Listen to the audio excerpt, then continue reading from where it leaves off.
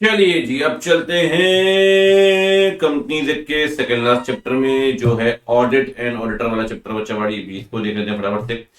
देखो, जहां तक ऑडिट ऑडिटर वाले चैप्टर की बात है, मैं आपको बता दूं, यहाँ पे हमें ना करीब करीब 139 से लेकर 148 तक के सेक्शन पढ़ने हैं। हमने इसे बांट रखा है तीन पार्ट में।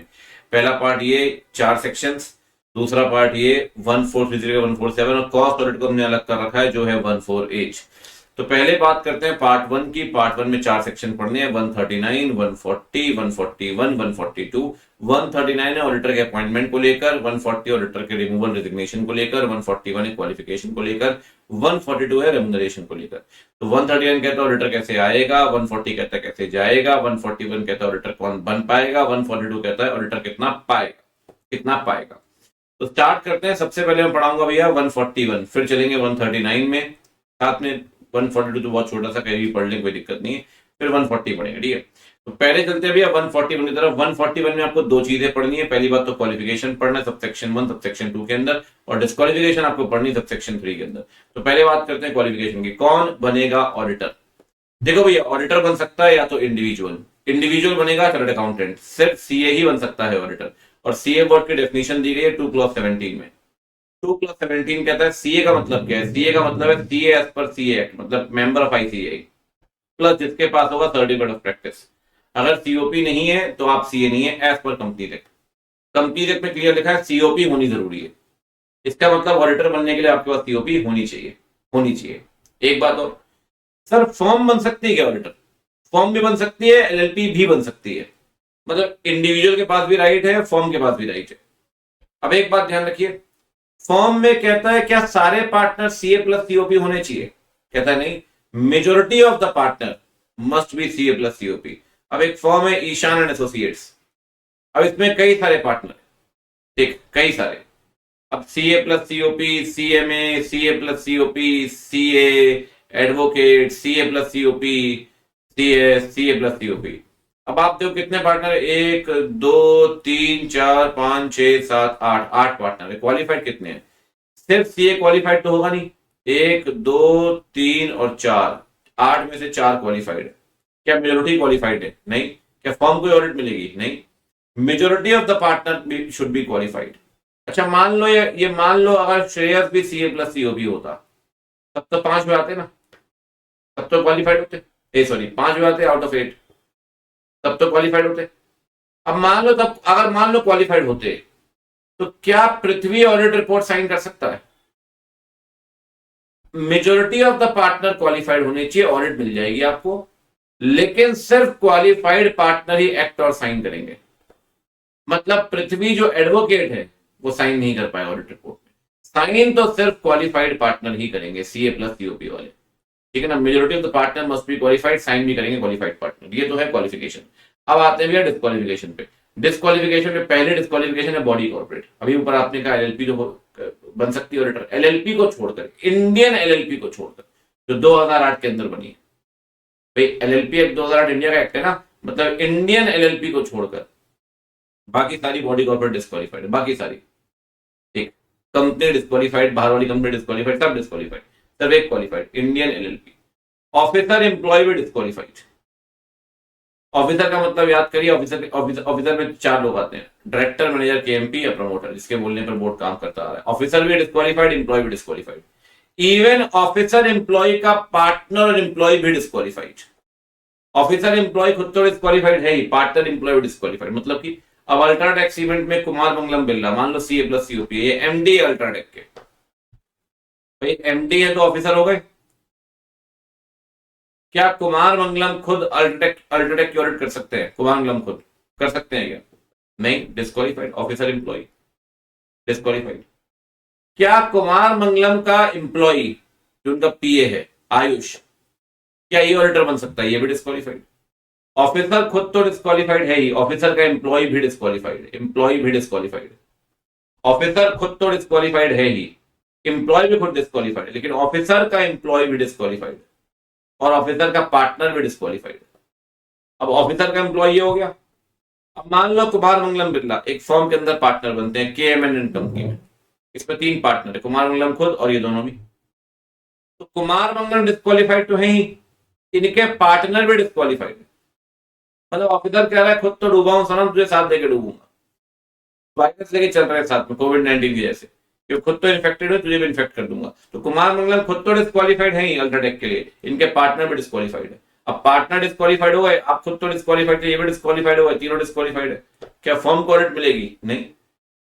लेकिन एक बात बताओ, इनके जो पार्टनर है एम और एन, ये एक और फॉर्म में पार्टनर है M N OP Q. M N तो डिस्क्वालीफाइड है, कुमार मंगलम के पार्टनर है एम एन। क्या ओपी क्यू भी डिस्क्वालीफाइड होंगे? अरे sir, OP Q Kumar Mangalam के पार्टनर थोड़ी है। ओपी क्यू तो कुमार मंगलम के पार्टनर के पार्टनर है। ओपी क्यू डिस्क्वालीफाइड नहीं, दे आर क्वालिफाइड। इस केस में अगर ये क्वालिफाइड है, कितने कितने कितने टोटल है? टोटल है भैया 5 पार्टनर। 5 में से कितने क्वालिफाइड हुए? ओपी क्यू मतलब 3 क्वालिफाइड हुए। ऑडिट मिलेगी? मिलेगी ना सर। इस फर्म को ऑडिट मिल सकती है, इनको नहीं मिलेगी। ठीक है, खुद तो डिस्क्वालीफाइड हो ही ऑफिसर एम्प्लॉय, पार्टनर एम्प्लॉय भी डिस्क्वालीफाइड है। एक बात और, अगर आपका रिलेटिव किसी भी कंपनी में डायरेक्टर है या केएमपी है तो आप डिस्क्वालीफाइड हो। केएमपी याद है ना, 6 लोग केएमपी होते हैं, CEO, CFO, CS, MD, whole time director, manager. CEO, CFO, CS, MD, whole time director, manager, ये 6 लोग केएमपी। केएमपी भी डिस्क्वालीफाइड है, मतलब आपका रिलेटिव अगर केएमपी है तब भी डिस्क्वालीफाइड हो, आपका रिलेटिव डायरेक्टर है तब भी डिस्क्वालीफाइड हो। इवन डायरेक्टर सिर्फ डायरेक्टर या डायरेक्टर प्लस एम्प्लॉय, उससे फर्क नहीं पड़ता। डायरेक्टर प्लस एम्प्लॉय समझते हो ना, उसे कहते हैं एग्जीक्यूटिव डायरेक्टर। 2 लोग होते हैं, एमडी और होल टाइम डायरेक्टर। ये डायरेक्टर भी होते हैं, एम्प्लॉय भी होते हैं। तो आपका रिलेटिव डायरेक्टर हो या केएमपी और डिस्क्वालीफाइड। ठीक, ये हो गई 4 बातें। Body corporate, except in LLP, officer employ, officer employ का पार्टनर एम्प्लॉय, आपका रिलेटिव अगर डायरेक्टर केएमपी है तब। अगर आपको फ्रॉड के लिए दोषी पाया गया है और 10 साल कंप्लीट नहीं हुए तो भी आप डिस्क्वालीफाइड हो। 10 साल पूरे नहीं हुए तब भी डिस्क्वालीफाइड, मतलब फ्रॉड के लिए दोषी पाया गया तो 10 साल का बैन है। 10 साल खत्म, बैन खत्म। ठीक, अगर आप कोई भी प्रोहिबिटेड सर्विसेज दे रहे हो, ये अभी आगे समझ में आएगा 144 के अंदर, आपको अभी समझ में नहीं आएगा। 144 के अंदर प्रोहिबिटेड सर्विसेज दे रहे हैं या तो कंपनी को या सब्सिडरी को या होल्डिंग को, तो आप डिस्क्वालीफाइड है। ठीक, आगे बढ़ते हैं। अब आएंगी मेन डिस्क्वालिफिकेशन। मेन मेन अगर आप फुल टाइम एम्प्लॉय हो किसी कंपनी में, ठीक है, देखो अभी आप बोलोगे सर एम्प्लॉय तो ऊपर पढ़कर आए। देखो भाई, ऐसा होता है, अगर आप फुल टाइम एम्प्लॉय कहीं भी हो इंडिया में, आपको सीओपी मिलेगी नहीं। जब सीओपी ही नहीं मिलेगी, ऑडिट कैसे करोगे आप? ऑडिट कैसे करोगे आप? हाँ, कुछ लोग ना पार्ट टाइम एम्प्लॉय होते हैं। मैं आपको बता दूं, आईसीआई आईसीआई क्या करता है, आईसीआई क्या करता है, आईसीआई पार्ट टाइम सीओपी देता है। अब मान लो आप सीए बन गए, आपके पास पूरा समय नहीं है, आपको लगता है यार सीओपी लेके बैठ गया तो काम धंधा आएगा नहीं, तो पार्ट टाइम सीओपी दे देगा। पार्ट टाइम सीओपी आपके पास, पार्ट टाइम एम्प्लॉय बन सकते हो। अगर part time employ, part time COP audit करो, कोई दिक्कत थोड़ी है। हाँ, उस कंपनी नहीं कर पाओगे, किसी और तो कर ही पाओगे, किसी और तो कर ही पाओगे ना। लेकिन फुल टाइम सीओपी लेके, फुल टाइम एम्प्लॉय बन के बैठो, सीओपी मिलेगी नहीं, ऑडिट कैसे करोगे? और एक बात और, अगर आप 20 से ऊपर कंपनी की ऑडिट कर रहे हैं तो आप डिस्क्वालीफाइड है। 20 से ऊपर मतलब एक सीए 20 ऑडिट ही कर पाएगा। मैं सीए हूं, एक सीए 20 कंपनी ऑडिट कर पाएगा, 20 कंपनी की। कंपनी काउंट करते वक्त, कंपनी काउंट करते वक्त 4 चीजें काउंट मत करना जो एमसीए ने बोली है, 2 मैं आपको बोल रहा हूं। ठीक, काउंट मत करना उस प्राइवेट कंपनी को जिसकी paid up share capital 100 crore से कम है। इन शॉर्ट, लगभग 99.99% प्राइवेट कंपनी बाहर हो गई। ठीक, बाकी तो ओपीसी स्मॉल डॉर्मेंट पता ही है आपको, एग्जेम्पशन एग्जेम्पशन लेने आ जाती है। ये 4 पॉइंट एमसीए ने बोले। प्राइवेट कंपनी की having paid up capital less than 100 CR, OPC dormant branch, OPC small. 2 point मैं बोल रहा हूं, ये 20 की लिमिट ना कंपनी के लिए। और कभी भी डेफिनेशन पढ़िए 2 + 20, company means Indian company. Indian company मतलब बाहर वाली कंपनी का आप ऑडिट करोगे, फॉरेन कंपनी की, बाहर वाली कंपनी की, तो 20 में काउंट नहीं होगी। और 20 की लिमिट कंपनी के लिए, ब्रांच कंपनी नहीं होती। कितनी ब्रांच की ऑडिट करिए, 20 में काउंट नहीं होगी। तो ना ब्रांच 20 में काउंट होगी, ना बाहर वाली कंपनी 20 में काउंट होगी। 2 पॉइंट मैं आपको बोल रहा हूँ, 4 एमसीए ने बोले। Dormant, small, OPC, private company less than 100 CR. अब मुझे एक बात बताइए जरा, मुझे एक बात बताइए जरा, ये एक फॉर्म है रोहित। अच्छा, एक बात ध्यान रखना, एक सीए 20 ही ऑडिट करेगा, चाहे वो कितनी भी फॉर्म में पार्टनर क्यों ना बन जाए, वो 20 ही करेगा। मैं चार फॉर्म में पार्टनर बनूं, चार फॉर्म में पार्टनर बनने का मतलब नहीं कि 80 यूनिट मिल जाएगी, 20 सब मिलाकर 20। अब रोहित एंड एसोसिएट्स में रोहित पार्टनर है, विराट पार्टनर है, शुभमन पार्टनर, हार्दिक पार्टनर, ऋषभ पार्टनर। ठीक है, रोहित इंडिविजुअली 4 ऑडिट कर रहा है, 4। एक और फॉर्म में पार्टनर ऋतिका एंड कंपनी है, 12 ऑडिट्स उसके पास। तो खुद 4 कर रहा है, एक और फॉर्म में 12, तो 12 4 16 तो कर ही रहा है। एक आदमी के पास 20 ही होंगी, तो इस फॉर्म को कितनी दे पाएगा, 4। Virat individually 0 duck and associates, तब बनाया हुआ एग्जाम्पल जब डक में 8, और 8 दे चुका है एक फॉर्म में, 12 और दे पाएगा इस फॉर्म को। शुभमन सारा एंड कंपनी पार्टनर है, वहां 9 ऑडिट दे चुका है, अकेला प्रैक्टिस कर ही नहीं रहा, तो यहां 11 दे पाएगा। हार्दिक नो वन एंड कंपनी एक पार्टनरशिप फॉर्म है, 12 ऑडिट वहां दे चुका है, इस फॉर्म को 8। अरे इधर दूरा खा गया, आ गया वापस में टाइपिस्ट 8। ठीक, Rishabh individual 6, Urvashi and associate 4, 6 4 10, 6 4 10 हो गई, तो यहां दे पाएगा 10। इस चैप्टर में गलतियां निकल सकती हैं, क्योंकि 2 डिजाइनर है हमारे, कुछ चैप्टर एक डिजाइनर कुछ दूसरा। ये जो चैप्टर बनाया है दूसरे ने बनाया, बहुत हुनरमंद है वो, बहुत ही हुनरमंद। क्या ही करेंगे पता नहीं। चहल जो है, ये एग्जाम्पल तो मैंने देखो 6 महीने पहले बना दिया था, कहानी है भाई सामने। फुल टाइम एम्प्लॉय डिच लिमिटेड में, अगर आप फुल टाइम एम्प्लॉय हो तो एक भी ऑडिट नहीं कर पाओगे ना भाई, तो 0 तो टोटल कितना हो गया, टोटल हो गया भाई 4 12 16 16 11 आपका 27 8 35 10 45। इस मूरत टाइपिस्ट को देखना चाहिए था कि ये टोटल भी कर लेते तो 45 हो जाता, खैर कोई बात नहीं, 45। अब कंपनी के पास प्रपोजल आया 65 ऑडिट्स करने का, भाई फर्म के पास ऑडिट आया, प्रपोजल आया 65 कंपनी का ऑडिट करने का। एक बात बताओ, फर्म के पास ऑडिट अवेलेबल कितनी है, ऑडिट अवेलेबल तो 45 है, तो 65 कंपनी ऑडिट कर पाएगा। पूरी बात तो सुन लो, 65 में से 12 प्राइवेट कंपनी जिनकी capital less than 100 CR, section 8 company है 3, 8 फॉरेन कंपनी है, 5 ब्रांच ऑडिट है और 2 OPC है। देखो एक एक करके बता रहा हूं आपको, एक एक करके। इसे तो काउंट करेंगे नहीं, 12 private company less than 100 CR, foreign company count करेंगे नहीं, ब्रांच ऑडिट काउंट करेंगे नहीं, OPC काउंट करेंगे नहीं। हाँ ये जरूर काउंट करेंगे, सेक्शन 8 काउंट होती है, ध्यान रखना। तो कुल मिला के अगर 65 में से रेलेवेंट नंबर निकालिए, रेलेवेंट नंबर कुल मिला के इनको माइनस करो, इसको माइनस करो, इसको माइनस करो, मतलब कुल मिला के 38 ऑडिट्स आपको काउंट होंगी, आपकी 38 ऑडिट्स काउंट, 38 ऑडिट्स आपकी जो है वो काउंट होंगी। 65 में से सारी काउंट तो होंगी नहीं। आपके पास अवेलेबल कितनी है, अवेलेबल 45 से 45। अगर एक्सेप्ट भी कर लेते हैं सारी कंपनी की ऑडिट, तब भी 38 काउंट होंगी सारी कंपनी के मिलाकर। तो आप एक्सेप्ट कर लो सारी की सारी ऑडिट, कोई दिक्कत वाली बात नहीं, एक्सेप्ट करो कोई दिक्कत नहीं है। ठीक है, तो ये 20 की लिमिट है, ये वाला पॉइंट हो गया। अच्छा, अब बड़ा इंपॉर्टेंट पॉइंट है भाई, अगर कोई पर्सन खुद या उसका पार्टनर या उसका रिलेटिव, PPR कहता हूं मैं शॉर्ट में, PPR कहता हूं, सिक्योरिटी या इंटरेस्ट होल्ड कर रहा है किसी कंपनी में या उसकी एसोसिएट में, सब्सिडरी में, होल्डिंग फेलो सब्सिडरी, सब पे, मैं कहता हूं कैश FS, किसी भी सिक्योरिटी इंटरेस्ट होल्ड कर रहा है। कैश FS बोले तो कंपनी, एसोसिएट, सब्सिडरी, होल्डिंग और फेलो सब्सिडरी। अगर आप सिक्योरिटी या इंटरेस्ट होल्ड कर रहे हैं, सर सिक्योरिटी का मतलब होता है शेयर, डिवेंचर, ये सब। इंटरेस्ट होल्ड क्यों दिया सर? बेटा एक बात बताओ, किसी क्लब के अंदर मेंबर बनोगे तो सिक्योरिटी थोड़ी होल्ड करोगे, तो क्लब के अंदर मेंबर बनेंगे, तो अगर मैं क्लब के अंदर मेंबर हूं तो मेरा इंटरेस्ट है ना क्लब में, सिक्योरिटी थोड़ी है। तो इंटरेस्ट वर्ड यूज हुआ है for the company having no share capital, for the company having no share capital, उसके लिए वर्ड यूज हुआ है इंटरेस्ट। और सिक्योरिटी वर्ड क्या बोल रहा है, शेयर, डिवेंचर, ये सब, ये सिक्योरिटी है।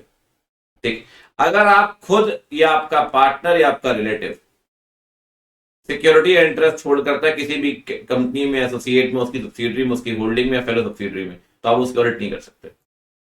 समझना ध्यान से। पूनम TCS में 2 शेयर होल्ड कर रही है, खुद डिस्क्वालिफाइड है। एक बात नीचे दी हुई है, सर ऐसे तो रिलेटिव कभी भी डिस्क्वालीफाई कर दिया, बीवी से लड़ाई, बीवी ने कहा रुक, कभी बताती है, रुक तेरे कभी बताती हूँ, अभी तेरे क्लाइंट के शेयर खरीद, अब बीवी से लड़ाई होगी, बीवी ने शेयर खरीद, आप डिस्क्वालीफाई। कह रहा 2 एक्सेप्शन है बीवी वाले केस में, रिलेटिव शेयर होल्ड कर सकता है फेस वैल्यू 1,00,000 रुपए तक, फेस वैल्यू 1,00,000 रुपए तक, फेस वैल्यू ध्यान रखना, फेस वैल्यू 1,00,000 रुपए तक रिलेटिव होल्ड कर सकता है। अगर मैं कहता हूं रिलेटिव ऊपर भी होल्ड करता है, मान लो बीवी बीवी से लड़ाई हो गई, उसने शेयर होल्ड कर लिए 5,00,000 रुपए के फेस वैल्यू, तब भी आप तुरंत डिस्क्वालीफाइड नहीं होगे। 60 डेज के अंदर, 60 डेज के अंदर बीवी को मनाइए, हे प्रियतमा झगड़ा हो गया, बता क्या चाहिए, मामला वहीं खत्म हो जाएगा, जो भी जला हो गया। उसने शेयर सरेंडर कर दिया, आप क्वालिफाइड। तो प्रियतमा को मनाओ 60 दिन के अंदर, 60 डेज के अंदर करेक्टिव एक्शन लो। अगर 60 डेज के अंदर भी करेक्टिव एक्शन नहीं ले पाए ना, तब आप डिस्क्वालीफाइड हो गए। तो पहली बात तो 1,00,000 तक फेस वैल्यू होल्ड करें, इसमें कोई दिक्कत नहीं। अगर 1,00,000 से ऊपर भी होल्ड कर ले तो भी आप तुरंत डिस्क्वालीफाइड नहीं होंगे, आप डिस्क्वालीफाइड होंगे 61st डे। ठीक, अब ध्यान से देखिएगा। मान लो गौरव सीए प्लस सीओपी, इसकी बीवी का नाम है डेम्पी, डेम्पी के साथ हो गया झगड़ा, ठीक है सर। गौरव ऑडिटर है एमआरएफ का, डेम्पी ने शेयर खरीद लिया गुस्से में, बताती हूँ जरूर, रुक जा, 100 शेयर खरीदे, डेम्पी बड़ी खुश है। मार्केट वैल्यू 1,09,000, मार्केट वैल्यू हो गई 1,09,00,000 के शेयर।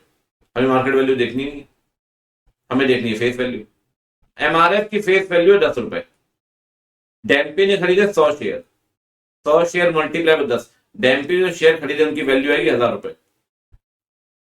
1,00,000 तक डेम्पी शेयर खरीद सकती है फेस वैल्यू, उसने खरीदे कितने के, 1,000 के, गौरव क्वालिफाइड है, क्वालिफाइड। अच्छा, नमन पाहुजा की शादी हुई अनारकली से, अनारकली से शादी हुई, ये ऑडिटर है बाबा लिमिटेड का, बाबा लिमिटेड की फेस वैल्यू 10 रुपए, मार्केट वैल्यू 22 रुपए। अनारकली ने 16,00,000 शेयर खरीद लिए, 16,000। सर फेस वैल्यू हो गई, बता रहा हूँ, फिर धतूरा खा के बैठ गए। इनको रुपीज का फर्क नहीं समझ में आ रहा है, इनको रुपीज लग रहा है 2 लिखा है मैंने। फेस वैल्यू हो गई 1,60,000, 16,000 शेयर। अब ये तो यार 1,00,000 से ऊपर चला गया यार।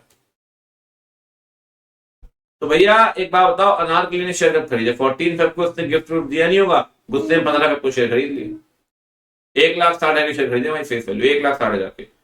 नमन तुरंत डिस्क्वालीफाइड नहीं है, करेक्टिव एक्शन लेगा, बीवी को बनाएगा, गिफ्ट लेके आएगा, कोई दिक्कत नहीं है, शेयर सरेंडर करेगी, ठीक है। अगर नहीं करती 60 दिन के अंदर भी करेक्टिव एक्शन नहीं लेते अगर, तो 60 दिन के बाद यानी कि 17 अप्रैल को नमन पाहुजा क्या हुआ, disqualified. You will disqualified on 17th of April, 17th of April, getting my point, ठीक। तो अगर आपने सिक्योरिटी या इंटरेस्ट होल्ड किया, इस होल्डिंग का मतलब है आप होल्ड कर रहे हो अपॉइंटमेंट के टाइम पे। मतलब मान लो मैंने शेयर होल्ड किए थे कंपनी के, अपॉइंटमेंट से 2 दिन पहले बेच दिए, कोई फर्क नहीं पड़ता, अपॉइंटमेंट के वक्त शेयर होल्ड मत करना, ठीक। अगला पॉइंट, अगर पीपीआर ने सिक्योरिटी इंटरेस्ट होल्ड किया तो डिस्क्वालीफाइड। पीपीआर ने लोन लिया कैश एफएस, अच्छा फेलो सब्सिडरी समझते हो ना क्या होता है फेलो सब्सिडरी, जैसे एक होल्डिंग है, इसकी एक सब्सिडरी, सब्सिडरी 1, एक और सब्सिडरी, सब्सिडरी 2, चलो सब्सिडरी ले दो, ये तो होल्डिंग हो गई, लेकिन ये रिश्ता क्या कहलाता है, वो सब्सिडरी जिनके पापा कॉमन है, वो सब्सिडरी जिनके पापा कॉमन है, तो इनको आपस में बोलते हैं फेलो सब्सिडरी।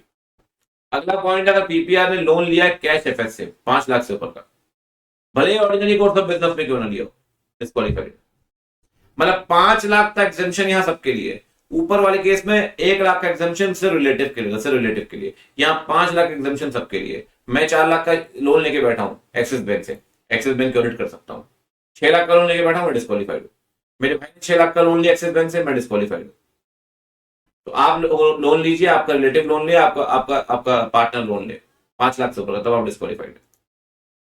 और तीसरा, गारंटी दी है 1,00,000 से ऊपर की, लोन में लिमिट 5 लाख की है, गारंटी में 1,00,000 की है, लोन में लिमिट 5 लाख की है, गारंटी में 1,00,000 की है। अब एक बात बताओ, ढक्कन लिमिटेड लोन ले रहा है 4 लाख का, अभिषेक ये 4 लाख का लोन लेके क्वालिफाइड है, लेकिन ढक्कन लिमिटेड को गारंटी दी है आर्या ने, आर्या डिस्क्वालीफाइड, क्योंकि गारंटी में लिमिट 1,00,000 की है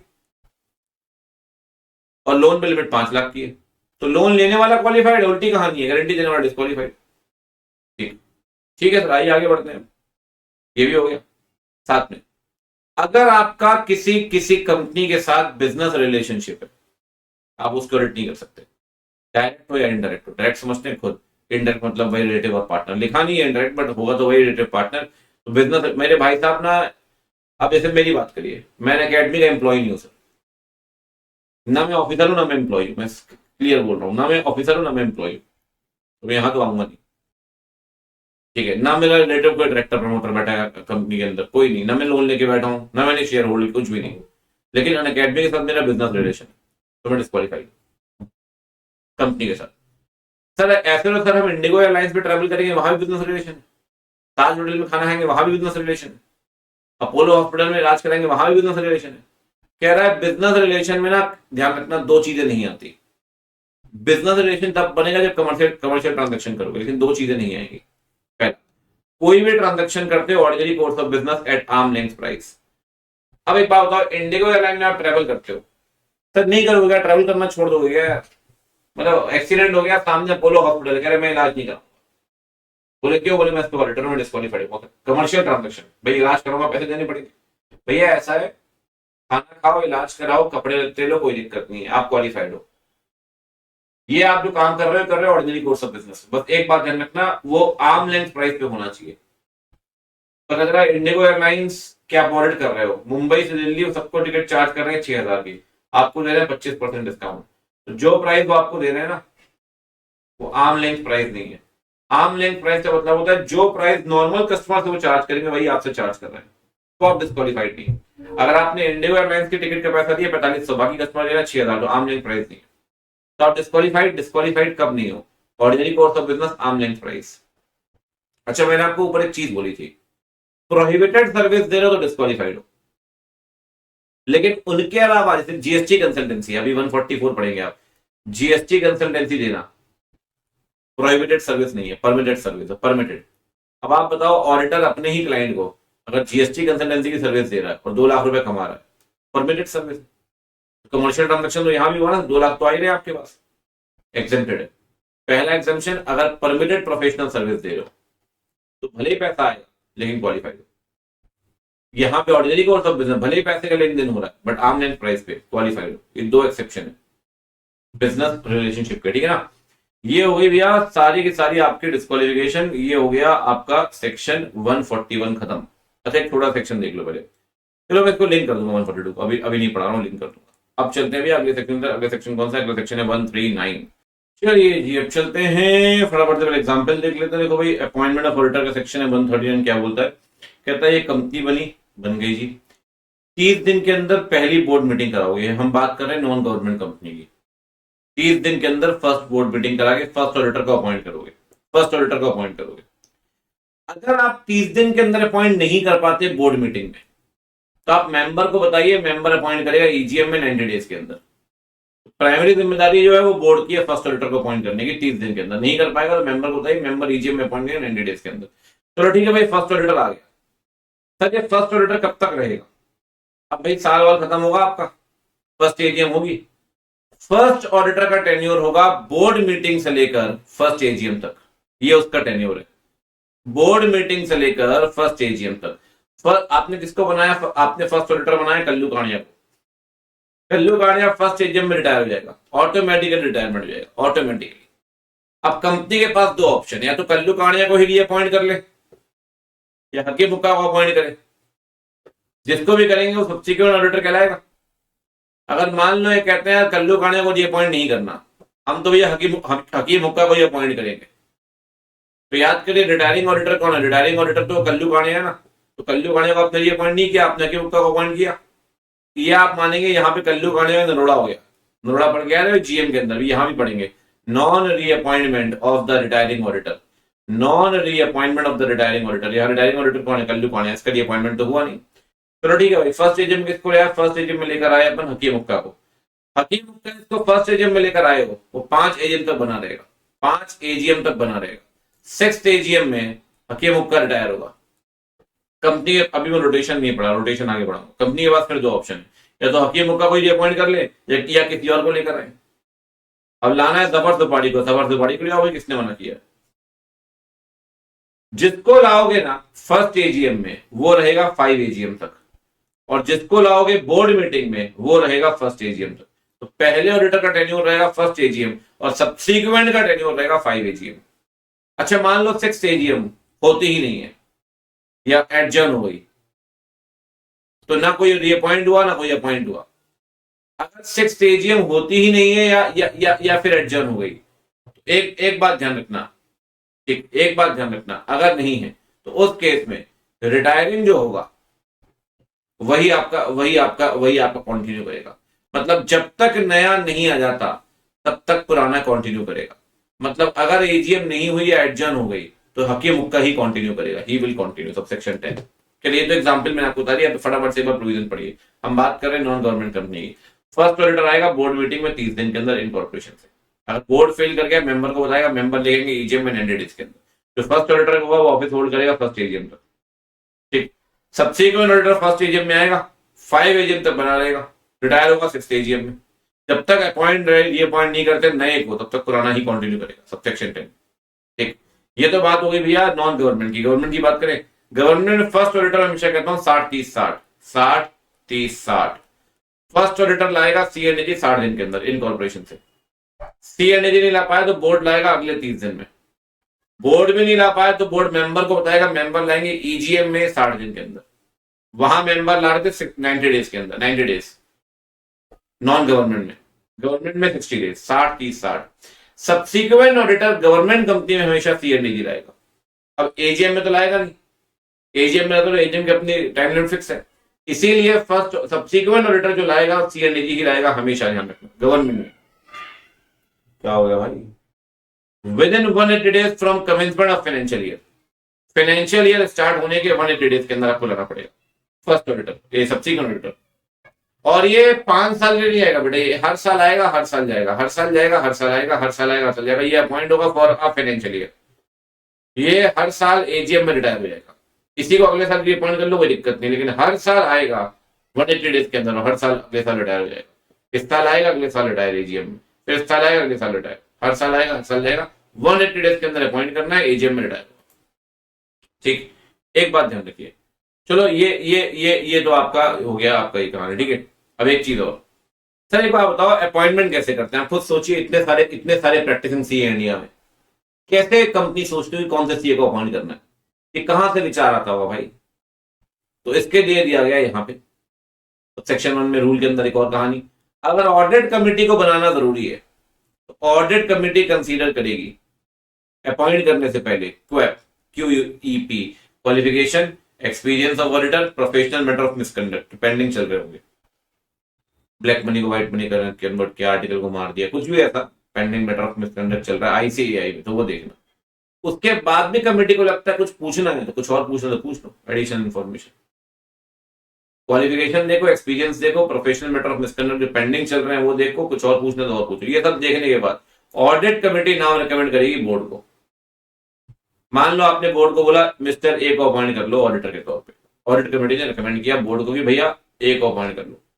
ए को लगता है, बोर्ड को लगता है ए बढ़िया आदमी है, तो अपॉइंटमेंट बोर्ड तो करेगा नहीं भाई, फर्स्ट ऑडिटर छोड़ दो, अपॉइंटमेंट तो सब्सिक्वेंट का एजीएम में ही होगा। तो बोर्ड नाम रिकमेंड करेगा मेंबर को कि चलो ठीक है ए पसंद है, बोर्ड ने एक्सेप्ट किया, मेंबर को दे दिया, मेंबर अपॉइंट करेंगे एजीएम में। लेकिन अगर बोर्ड ने रिजेक्ट कर दिया तो बोर्ड ने वापस मैटर कमेटी के पास भेजा, बोर्ड ने कहा ये ठीक आदमी नहीं है, पहले भी कई आरोप लग चुके हैं, ठीक आदमी नहीं। ऑडिट कमेटी अब ए को रेकमेंड ना करके बी को रेकमेंड कर रही है, does not recommend its original recommendation, नया नाम रिकमेंड कर रही है। अब बोर्ड को लगा नहीं यार बी ठीक आदमी है, तो बी का नाम मेंबर को बोल देगा बोर्ड, मेंबर अपॉइंट करेगा। अगर बोर्ड ने बी का नाम भी रिजेक्ट कर दिया तो पहले ए का नाम रिजेक्ट किया बोर्ड ने, फिर बी का नाम रिजेक्ट किया बोर्ड ने, 2 बार रिजेक्ट कर चुका है बोर्ड कमेटी के नाम। कमेटी बोले ये काम बचेगा हमारे पास, तुम हम भेजे तुम रिजेक्ट कर दो, हम भेजे तुम रिजेक्ट कर दो। यही बात हुई, आप अपने बता रहे हो मन शादी किससे करनी, घर वाले 2 बार रिजेक्ट कर चुके, आखिरी में आप क्या बोलोगे, जो आपको जो सही लगे उससे करवा दो बस। तो बोर्ड फिर इसके बाद खुद ही रिकमेंड करेगा। अगर 2 नाम रिकमेंड कर चुका है, रिजेक्ट कर चुका है, ऑडिट कमेटी के 2 नाम रिजेक्ट कर चुका है बोर्ड, तो बोर्ड फिर खुद रिकमेंड करेगा, ठीक। अगर ऑडिट कमेटी बनानी जरूरी तब ये सब होगा, अगर ऑडिट कमेटी बनानी जरूरी नहीं है तो ये qualification, experience, professional matter of misconduct, ये तीनों बातें कमेटी नहीं बोर्ड देखेगा, बोर्ड देखेगा QEP क्वेट। और बोर्ड सीधे किसको रिकमेंड कर देगा, मेंबर को। यहाँ चेन बनेगी नहीं, बट यहाँ चेन थी, audit committee to board, board to member, जहां ऑडिट कमेटी बनानी जरूरी है। जहां जरूरी नहीं है वहां पर सीधे बोर्ड रिकमेंड करेगा, सीधे मेंबर को बताएगा कहानी खत्म। अच्छा एक बात और, ये चलो रिकमेंडेशन ऑफ नेम है भैया, अपॉइंटमेंट से पहले ना, अपॉइंटमेंट से पहले ऑडिटर साहब दो चीजें मांग लेना, एक तो उसकी रिटन कंसेंट और एक सर्टिफिकेट। भाई एक बात बताओ, ऑडिटर अभी हम इतनी सारे डिस्क्वालिफिकेशन पढ़ के आए, कैसे पता चलेगा डिस्क्वालिफाइड है या नहीं? ऑडिटर तो भाई कंपनी के पास क्या फोरेंसिक वाले बैठे हैं क्या?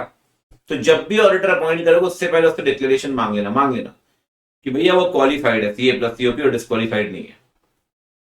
जो अपॉइंटमेंट हो रहा है एज पर द टर्म हो रहा है, जो टर्म एक्ट में दिया गया है 5 साल, है ना, फर्स्ट ऑडिटर जो भी है एज पर टर्म। जो ऑडिट वो करेगा वो उसकी 20 की लिमिट के अंदर होगी, 20 लिमिट ऑफ 20 ऑडिट्स। बता रहा हूं ना मैं, चैप्टर नौकरी खा जाएगा किसी की। और pending matter of professional misconduct, qualified not disqualified as per term within the ceiling limit of 20, याद है 20 ऑडिट्स, और professional matter of misconduct pending. ये 4 बातें सर्टिफिकेट में बताएगा कौन? ऑडिटर। जब भी अपॉइंट करेंगे पहले कंसेंट लो, फिर सर्टिफिकेट लो। अपॉइंटमेंट के बाद ऑडिटर को भी बताओ, आरओसी को बताओ 15 दिन के अंदर एडीटी 1 में कि भैया अपॉइंट कर लिया। ये जितना भी आप पढ़ रहे हो सब सेक्शन 1 है, रिटन कंसेंट ली, सर्टिफिकेट लिया, आरओसी को बताया, ऑडिटर को बताया। जो ऊपर भाई मैनर ऑफ अपॉइंटमेंट, ये भी सब सेक्शन 1 है। जो ऊपर आपने पढ़ा है सबसीक्वेंट ऑडिटर, ये भी सब सेक्शन 1 है। हाँ, नॉन गवर्नमेंट में फर्स्ट ऑडिटर सब सेक्शन 6, नया नहीं आएगा, पुराना बना रहेगा सब सेक्शन 10। गवर्नमेंट कंपनी में first auditor sub section 7, subsequent sub section 5। काफी कुछ कवर कर लिया अपन ने। इससे पहले कि आगे बढ़े, पहले चलते हैं भैया सबसे पहले रोटेशन की तरफ। रोटेशन बड़ा काम का है भैया, उसका कैसे वैकेंसी बताऊंगा। पहले रोटेशन सबसेक्शन 2, 3, 4 काफी कुछ है भैया रोटेशन को लेकर, और साथ में वो भी है। रोटेशन वाला कंसेप्ट क्या बोलता है देखिए, मान लो कंपनी है सोप लिमिटेड, ऑडिटर बनाया शैम्पू को 2020 में। कुछ कंपनीज को ना रोटेशन वाला प्रिंसिपल मानना पड़ता है। अब रोटेशन वाला प्रिंसिपल क्या होता है सर, उससे बात करते हैं। पहले कौन सी कंपनी मानती है वो देख लो। ये 4 कंपनियां, listed company, public company paid up capital 10 crore, private company paid up capital 50 crore, बची कुछ ही कंपनी जो जिनकी कैपिटल तो लिमिट से कम है, लेकिन बोरोइंग है डिपॉजिट 50 करोड़ या उससे ऊपर है। तो भैया ये ध्यान रखना, limit listed company, private company paid up capital 10 crore, public company paid capital 50 से उल्टा बोल दिया, पब्लिक 10 करोड़, प्राइवेट 50 करोड़, बची कुछ कंपनी कैपिटल तो लिमिट से कम है। लेकिन ये इन कंपनीज में रोटेशन वाला प्रिंसिपल लगता है। क्या बोलता है रोटेशन वाला प्रिंसिपल? कि भैया जहां रोटेशन लगेगा वहां मान लो इंडिविजुअल है ना, शैम्पू तो इंडिविजुअल है, इसको अपॉइंट किया 2020 में आपने, 25 तक एक टर्म सर्व किया, इसके बाद रिटायर हो गया। जिन कंपनीज पर रोटेशन लगेगा वो प्रिंसिपल कहता है शैम्पू ने अपना 5 साल सर्व कर लिया, अगले 5 साल के लिए वो डिस्क्वालिफाइड है, he can not be reappointed of the same for the same company. 5 साल काम करो, 5 साल आराम करो। जो 5 साल काम किया उसे टर्म बोलेंगे, जो 5 साल आराम किया उसे कूलिंग पीरियड बोलेंगे। मतलब सेम कंपनी की लगातार 10 साल ऑडिट नहीं कर सकते आप। 5 साल के बाद आपको वो कंपनी छोड़नी ही पड़ेगी, वही कंपनी, ऐसा नहीं सारी कंपनी। अब गुरुद्वारे के बाद थोड़ी बढ़ जाएगा लंगर छकने के लिए, डिस्क्वालीफाइड उसी कंपनी के लिए। तो 5 साल काम, 5 साल आराम। अच्छा 2034 में 5 साल, एक तो बता रहा हूं मेरा टाइपिस्ट अलग धतूरा क्या पता नहीं कौन 7 करके बैठा हुआ है, 2025 2030।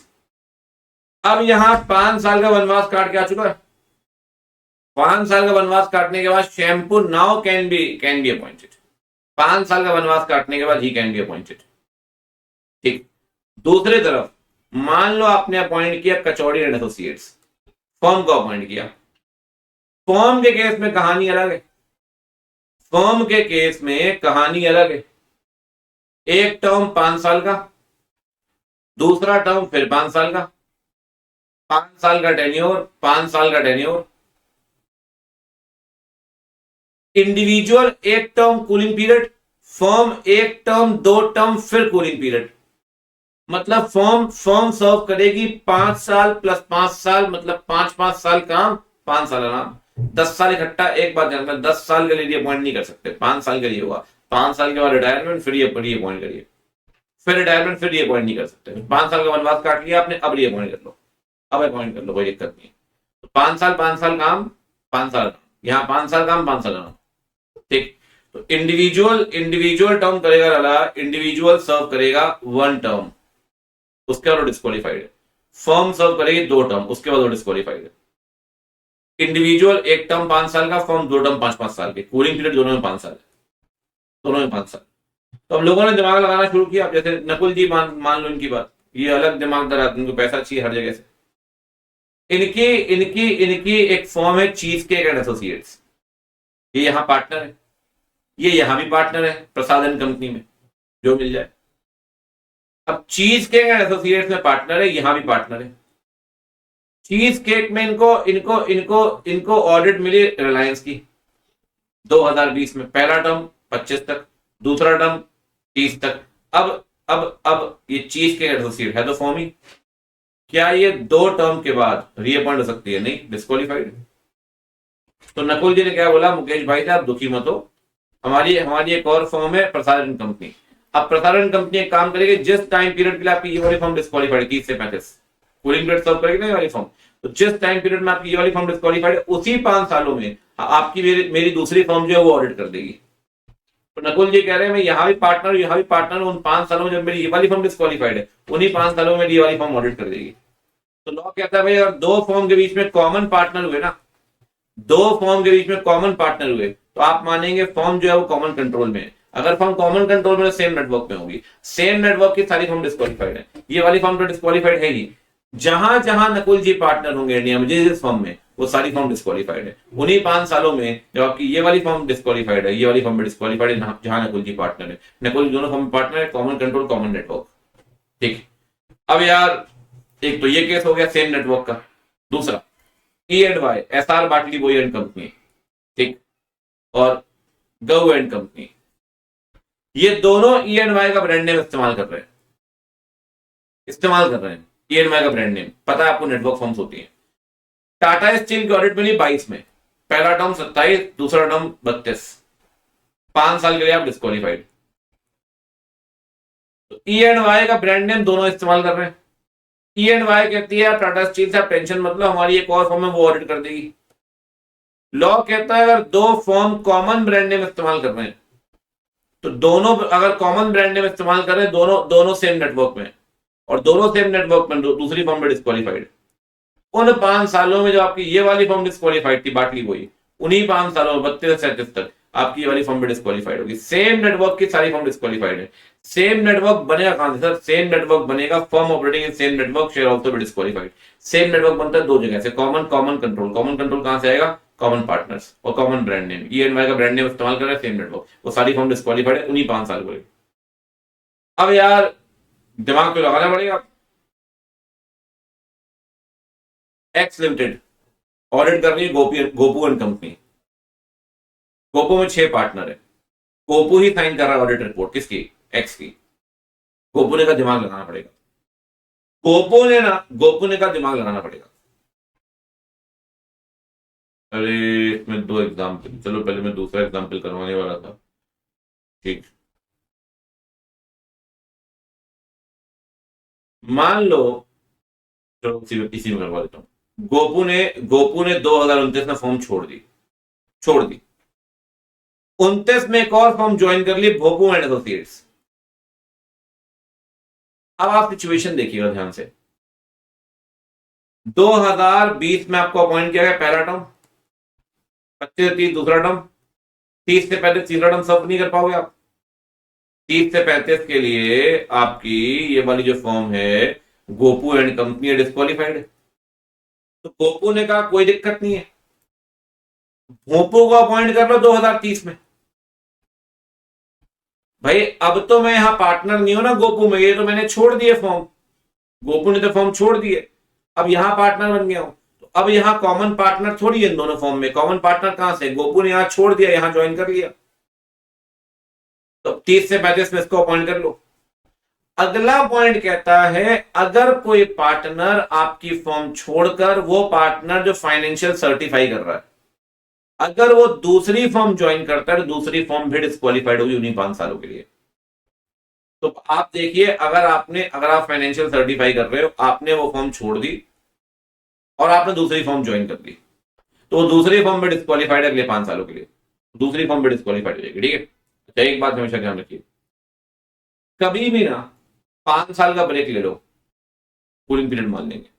मान लेंगे मतलब जैसे मान लो आपने 3 साल ही काम किया, फिर 5 साल का ब्रेक ले लिया, तो 5 साल जैसे continuous continuous break of 5 years cooling period मानते हैं। अच्छा एक डाउट ये भी बनता है यार, अब मान लो कि चलो शैम्पू रिटायर हो गया, 5 साल के बाद तो अभी कूलिंग पीरियड सर्व करेगा, तो शैम्पू की जगह कौन आएगा, कैसे डिसाइड होगा, ऊपर बढ़कर आएगा। शैम्पू की जगह कौन आएगा कैसे डिसाइड करेंगे, भाई ध्यान रखना, रिप्लेस कौन करेगा इनकम्बेंट को, और ऑडिट कमेटी बनानी जरूरी है, तो बोर्ड ऑडिट कमेटी की बात सुनेगा, और बोर्ड और ऑडिट कमेटी बोर्ड को बताएगी, बोर्ड मेंबर को बताएंगे, अगर कमेटी बनानी जरूरी है। सेम पॉइंट ऊपर पड़कर है, अगर कमेटी बनानी जरूरी नहीं है तो फिर बोर्ड सीधे मेंबर को बताएगा, कहानी खत्म। ठीक, चलिए एक आखिरी पॉइंट और, अगर आप ज्वाइंट ऑडिटर्स को अपॉइंट करते हैं, कर सकते हैं, बैंक में कभी आप देखना 12-12 14-14 ऑडिटर्स अपॉइंट होते हैं। अगर ज्वाइंट ऑडिटर्स अपॉइंट हो रहे हैं सर, 2 3 4 जो भी है, इस तरीके से अपॉइंटमेंट करिए कि उनका रिटायरमेंट सेम ईयर में नहीं होना चाहिए। मतलब अगर एक ज्वाइंट ऑडिटर 2025 में रिटायर हो रहा है, दूसरा 26 में हो या 24 में हो, they should not be appointed in such a manner that they should be retiring in the same year. They should be appointed that they should retire in the different year. आपको इस तरीके से अपॉइंट नहीं करना कि वो अपने term सर्व कर रहे हैं सेम ईयर में, डिफरेंट ईयर रिटायर होंगे, ध्यान रखिए। ये है रोटेशन वाला प्रोविजन। ठीक है भाई, 139 में एक पॉइंट और है, क्या बोलता है देखो ध्यान से। 139 का पॉइंट कहता है सर कैजुअल वैकेंसी। देखो भाई, अगर बीच में, चलो यहां से एग्जांपल दे देता हूं, आपको अपॉइंट किया गया 5 साल के लिए 25 में टैगोर को, टैगोर 2027 में, नहीं चलो लंबी उम्र दिया इंसान इसको, इंसॉल्वेंट हो गया, अनसाउंड माइंड हो गया। जैसे इंसॉल्वेंट या अनसाउंड माइंड होगा, ऑफिस खाली हो जाएगा, कैजुअल वैकेंसी, कैजुअल वैकेंसी हो जाएगी तुरंत। ऑफिस में आई कैजुअल वैकेंसी को आप फिल करेंगे अगले 30 दिन में बोर्ड मीटिंग के अंदर। भाई एक बात बताओ, 25 में अपॉइंट हुआ था तो रिटायरमेंट 30 में होना था इसका, ये थी शेड्यूल वैकेंसी, अचानक से वैकेंसी आ गई, अब पागलपन बता के तो आएगा नहीं, इंसॉल्वेंसी और मृत्यु बता के तो आएगी नहीं, अचानक से वैकेंसी आई, कैजुअल वैकेंसी है। अब ऑडिटर ऑडिटर का पोजीशन खाली हो गई, 30 दिन वैकेंसी फिल करिए बोर्ड मीटिंग में, नए ऑडिटर लेकर आइए। जिस नए ऑडिटर को लेकर आओगे ना भाई, अब एक बार बताओ, टैगोर आएगा 25 में, रिटायर होगा 30 में, जो नया ऑडिटर 27 में लेके आ रहे हो बोर्ड मीटिंग में, वो 30 तक नहीं रहेगा, नया ऑडिटर आएगा सिर्फ अगली बोर्ड मीटिंग तक, अगली जीएम तक, अगली एजीएम जो 27 की होगी, 27 की, वहां वो रिटायर हो जाएगा। तो हम जिसको लेकर आए थे वैकेंसी फिल कर रहे टैगोर की जगह, तो हम विल बी रिटायर। ठीक, अब आपके पास ऑप्शन है सोहम को अपॉइंट करना नहीं करना, वो आपके इच्छा, वो दिक्कत नहीं है। बट सोहम का रिटायरमेंट कब होगा, 2027 की एज है, मतलब यहाँ 27 की बोर्ड मीटिंग में आया और 27 में रिटायर हो गया। मतलब ध्यान रखिए, जब भी रेजिग्नेशन होगा बोर्ड मीटिंग के अंदर फिल करेंगे 30 दिन में। जिसको लेकर आओगे वो ऑफिस होल्ड करेगा till the next AGM, he will hold office till the next AGM. बस एक बात ध्यान रखना, अगर अगर अगर अगर अगर रीजन रेजिग्नेशन है, पिछला वाला रिजाइन करके गया है, रिजाइन करके, यहां डेथ थी इंसॉल्वेंसी, रिजाइन करके गया, तो बोर्ड मीटिंग में तो पूछेंगे ही 30 दिन में, बोर्ड मीटिंग के अगले 3 महीने में जीएम में पूछेंगे। मतलब किसी और कारण से गया, सिर्फ बीआर से बात बनेगी, नया नया जो वैकेंसी फिल करोगे बीआर पास करके। लेकिन अगर रिजाइन करके गया तो बीआर 30 दिन के अंदर अगले 3 महीने में ओआर पास करेंगे। मतलब रिजाइन कर गया तो BR plus OR, approval of member भी लगेगी सर, अगर रिजाइन करके गया तब, तो 3 महीने के अंदर जीएम करवाएंगे। 3 महीने कहां से, बोर्ड मीटिंग से, ओआर पास करके। मतलब किसी और कारण से तो बीआर, और अगर रिजिग्नेशन है तो बीआर प्लस ओआर। ठीक, चलिए आगे बढ़े अब। चलिए भाई, ये हो गया 139 done, all done all done all done. अब चलते भैया 140 में। 140 में ना हम ये पढ़ेंगे ऑडिटर कैसे जाएगा, आना तो पढ़ लिया, अब जाना पढ़ते हैं भाई। पहली बात, रिमूवल की बात करते हैं। रिमूवल अगर आप ऑडिटर को हटाना चाहते हो ना सर, तो सेक्शन 1 के अंदर 3 लेवल पे अप्रूवल लगेगी। पहले बोर्ड रेजोल्यूशन पास होगा, बीआर, अगले 30 दिन में सीजी का एप्लीकेशन दोगे, DT2 में सीजी आपको अप्रूवल देगी, सीजी के अप्रूवल आने के 60 दिन के अंदर जीएम करा के एसआर पास करेंगे। तो प्रिसाइजली बात करें तो बीआर, सीजी के अप्रूवल और एसआर, पहले board meeting, board resolution pass करिए, सीजी को अप्लाई करिए, DD2 में सीजी अप्रूवल देगी, 60 डेज के अंदर ईजीएम बुलाइए, एसआर पास करिए। उसके बाद भी BR plus CG plus SR, इसके बाद भी जिस ऑडिटर को आप हटा रहे हो, हटाने से पहले अपॉर्चुनिटी ऑफ बीइंग हट दे देना कि आप बताइए आपको क्यों ना हटाया जाए। तो 4 कंडीशन हो गई हटाने के लिए यार, बीआर प्लस सीजी के approval plus SR plus opportunity of being heard. NCLT के बोलने पे हटाना पड़ेगा सबसेक्शन 5 के अंदर। ये कंपनी डायरेक्टर मेंबर खुद हटा रहे हैं सबसेक्शन 1 में। एनसीएलटी बोलेगा तो हटाएंगे सबसेक्शन 5 के अंदर। एनसीएलटी कब बोलेगा, ध्यान रखना। एनसीएलटी बोलेगा अगर ऑडिटर ने फ्रॉड किया है या वो फ्रॉड में इन्वॉल्व है, या तो उसने फ्रॉड किया है या वो फ्रॉड में इन्वॉल्व है। कॉल्यूड मतलब होता है मिला हुआ है, इन्वॉल्व है। एनसीएलटी खुद नहीं हटाएगा, कंपनी को बोलेगा ऑडिटर को हटाओ।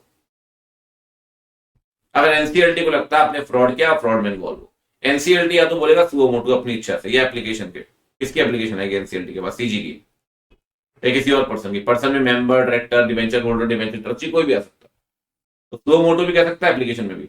इतनी बात ध्यान रखना, एनसीएलटी को सीजी भी एप्लीकेशन देगी, मतलब सीजी भी खुद नहीं हटवा सकती, एनसीएलटी से बोलेगी। और अगर एनसीएलटी कन्विंस है कि हाँ यार हटाना पड़ेगा, सीजी के बोलने पर एनसीएलटी ज्यादा डिले नहीं करेगा, 15 दिन के अंदर ऑर्डर पास करेगा। सीजी के बोलने पर 15 दिन के अंदर ऑर्डर पास करेगा। अगर एनसीएलटी कन्विंस है कि हाँ सीजी ठीक बोल रही है, तो आप ऑर्डर दिए कि भाई हटाओ अपने ऑडिटर को, हटाओ। जिसको हटाने के लिए ऑर्डर पास करेगा ना भाई, हटाने के लिए ऑर्डर पास करेगा, जिसको फाइनल ऑर्डर पास करेगा, वो व्यक्ति अगले 5 साल तक इंडिया में किसी भी कंपनी का ऑडिटर नहीं बन सकता, नहीं बन सकता अगले 5 साल तक। और साथ में वो व्यक्ति लायबल होगा अंडर सेक्शन 447। तो जिसके लिए एनसीएलटी ने ऑर्डर पास कर दिया वो 5 साल तक डिस्क्वालीफाइड है, and he will be liable under section 447। तो फ्रॉड करिए सर आप, आपको हटा दिया जाएगा, हटाया जाएगा। पहली बात 447 की लायबिलिटी लगेगी। दूसरी बात, तीसरी बात, आपको आपको आपको डिस्क्वालीफाई कर दिया 5 साल के लिए। और याद करिए सबसेक्शन आपका सेक्शन 141, अगर आप फ्रॉड के लिए 447 का मुकदमा चलेगा आपके ऊपर। अगर आप दोषी पाए गए कोर्ट में तो 10 साल का बैन तो वहां भी पड़ा आपने फ्रॉड के केस में। तो रिमूवल तो आपका हो ही गया लाला, एनसीएलटी ने आपको हटवा ही दिया। 5 साल का बैन तो आप वैसे भी फेस कर ही रहे हो, साथ में 447 की लायबिलिटी आपके ऊपर है, साथ में 10 साल का बैन आपके ऊपर है। बोलोगे 5 साल का बैन यहाँ भी, 10 साल का बैन यहाँ भी, दोनों के बैन के नेचर अलग अलग है भाई। अब मान लो एनसीएलटी ने बोला हटाओ, तो 5 साल का बैन यहां से लगेगा, फिर आपके ऊपर मुकदमा होगा, कोर्ट में केस चलेगा, कोर्ट का डिसीजन आएगा। मान लो हम बहुत जल्दी बात कर रहे हैं, 2028 में कोर्ट का डिसीजन आ गया, ऑडिटर गिल्टी डिक्लेयर्ड, तो जिस दिन कोर्ट का निर्णय आएगा 10 साल वहां से काउंट करेंगे। 5 साल एनसीएलटी का ऑर्डर आया वहां से, 10 साल कोर्ट का ऑर्डर आया वहां से।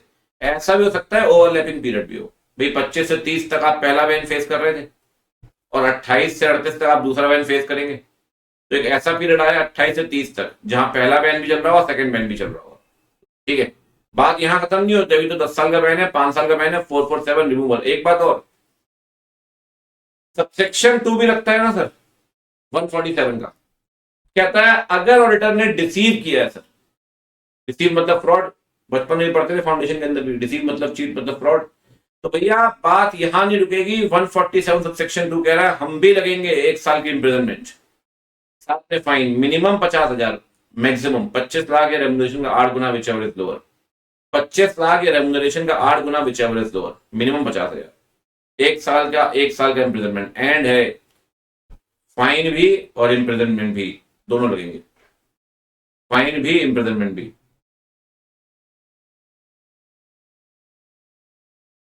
ठीक, बात आ रही समझ। अब एक बात देखिए, अब सबसेक्शन 2 भी लग गया आपके ऊपर, यहां लिख देते हैं भाई अगर फ्रॉड किया सबसेक्शन 2 भी लगेगा आपके ऊपर, मतलब 50,000 का मिनिमम फाइन, मैक्सिमम 50 आपका 25 lakh remuneration whichever is lower, साथ में 1 साल की जेल हो गई आपकी। बात यहां भी खत्म नहीं हो रही है, सबसेक्शन 3 में एक बात लिखी है 147 में, मैं लिंक करता हूं साथ में, इसलिए साथ में नोटिंग करवाइए इसकी भी, कि अगर आप दोषी पाए गए सबसेक्शन 2 के अंदर तो रेम्युनरेशन में रिफंड करनी पड़ेगी भाई। खाया पिया कुछ नहीं, गिलास पड़ा 12 ना अलग, साथ में आपने फ्रॉड किया है ना सर, एग्रीव पार्टी का डैमेज भी देना पड़ेगा आपको, चाहे वो एग्रीव पार्टी कंपनी हो, चाहे इनकम टैक्स वाले हो, चाहे कोई भी जिसका फ्रॉड किया आपने। मतलब आप 147 सबसेक्शन 2 के अंदर पेनाल्टी तो फेस करोगे करोगे, सबसेक्शन 3 के अंदर आपको रेमुनरेशन भी रिफंड करनी पड़ेगी, और साथ में सबसेक्शन 3 के अंदर डैमेज भी पे करने पड़ेंगे। और मैं तो कह रहा हूं फ्रॉड तो फ्रॉड है। अब आईपीसी तो रहा नहीं, भारतीय न्याय संहिता, वो भी लगेगा आपके ऊपर, बर्बाद हो जाओगे सर।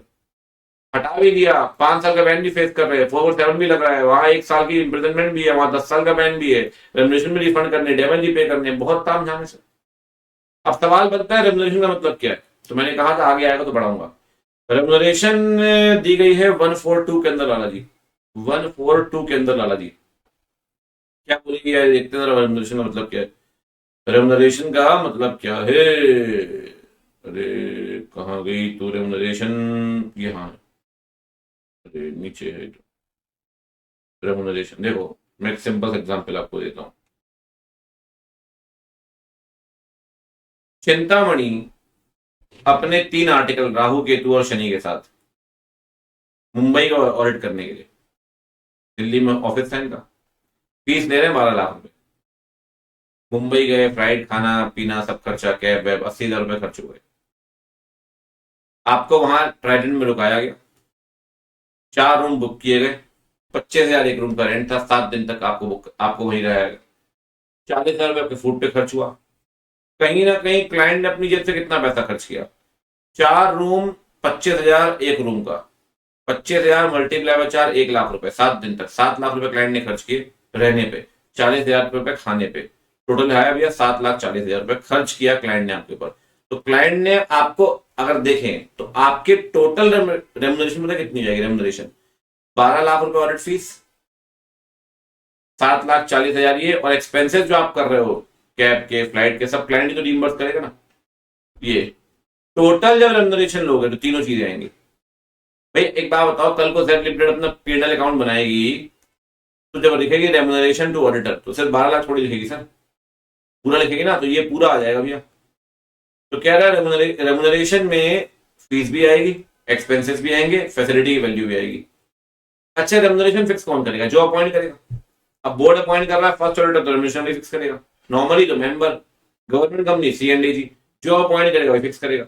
ये इतना ही दिया 142 में। अब लिंक करिए जरा भैया, जब रेमुनरेशन वापस करनी पड़ेगी ना, तो एक एक जो खाना खाया है आपने क्लाइंट के पैसे से, जो आप रहे हो मस्त ट्राइडेंट में, सारा पैसा आपको वापस करना पड़ेगा, क्योंकि रेमुनरेशन में सब कुछ आएगा। अरे यहां तक तो फिर भी ठीक था, यहां तो रेमुनरेशन का 8 गुना है। मस्त आर्टिकल खा पी रहे हैं, पेस्ट्री है, ये वो कह रहे दबाओ क्लाइंट का पैसा, खूब दबाओ। कल को फ्रॉड साबित हो गया ना भाई साहब, तो 8 गुना देना पड़ेगा उसका, एक एक पेस्ट्री का 8-8 गुना पैसा देना पड़ेगा आपको। तो रेमुनरेशन का मतलब क्या है, एज डिफाइंड इन सेक्शन 142। तो भाई बहुत खतरनाक हिसाब है, फ्रॉड मत ही करो, ज्यादा बढ़िया। तो ये है सबसेक्शन 5 एनसीएलटी के बोलने पर, ये है कंपनी के बोलने पर सबसेक्शन 1। अब चलते हैं लाला आगे। अच्छा 147 अभी मैं आपको हाथ ही हाथ पढ़ा देता हूँ, कोई दिक्कत नहीं, साथ के साथ खत्म कर लो। 147 142 भी आपने खत्म ही कर लिया, ठीक है, इंटरलिंक तो है ही वैसे भी। देखो ये तो लगा भैया फ्रॉड के केस में फाइन।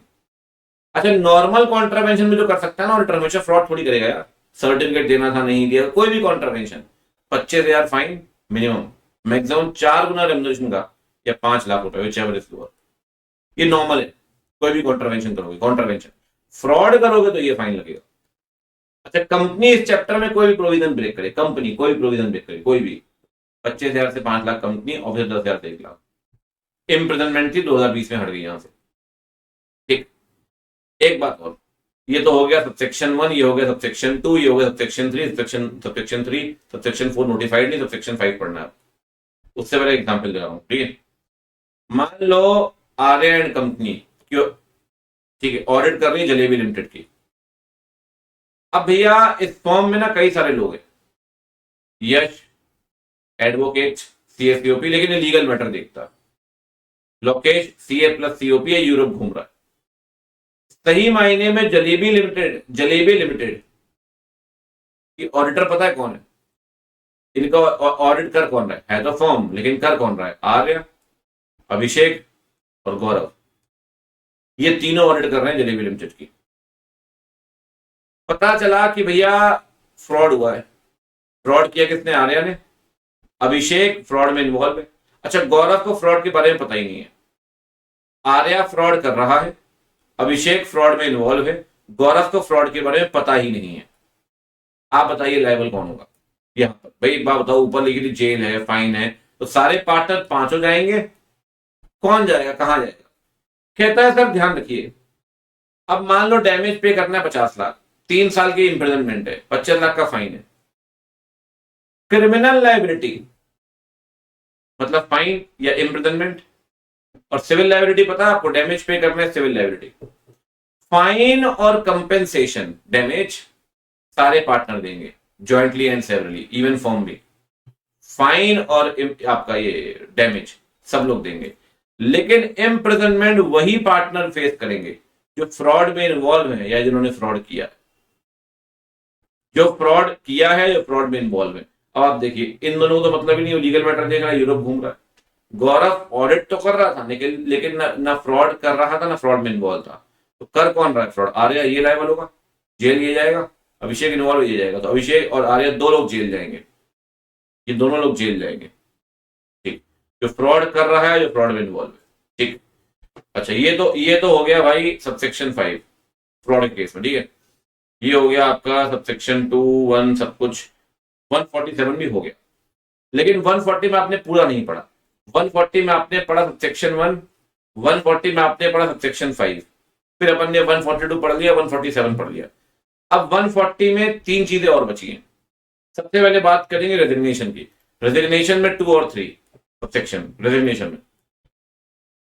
सर ऑडिटर रिजाइन कर सकता है सर, जब भी रिजाइन करेगा 2 लोगों को बताएगा, कंपनी और आरओसी, एडीटी 3 में। हाँ, अगर गवर्नमेंट कंपनी है तो फिर 3 लोगों को बताएगा, कंपनी को भी, आरओसी को भी और सीएनडीजी को भी। गवर्नमेंट में कब बताएगा? 30 दिन के अंदर।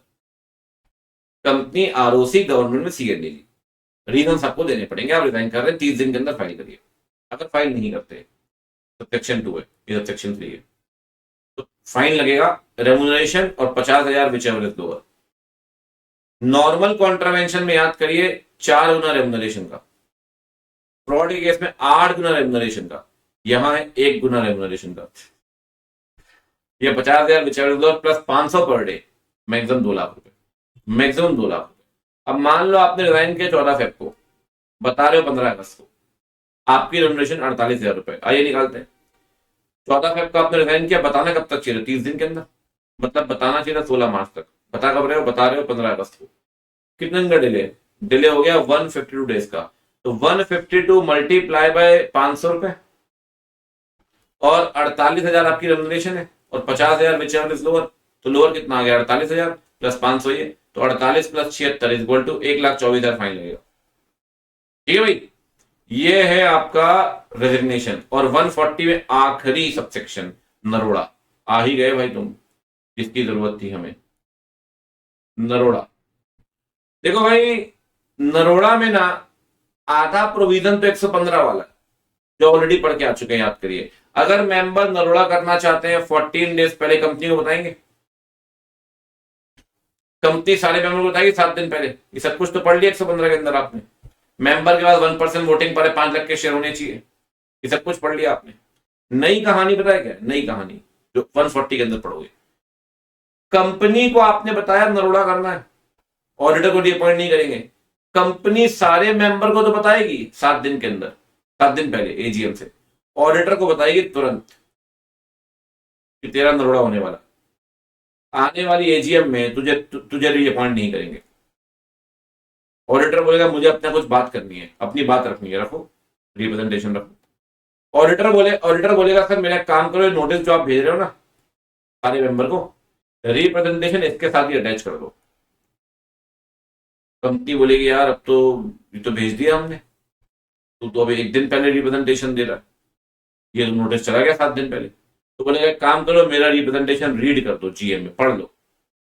तो वो या तो बोलेगा अटैच कर दो नोटिस के साथ, या बोलेगा रीड कर दो अगर लेट हो गया तो।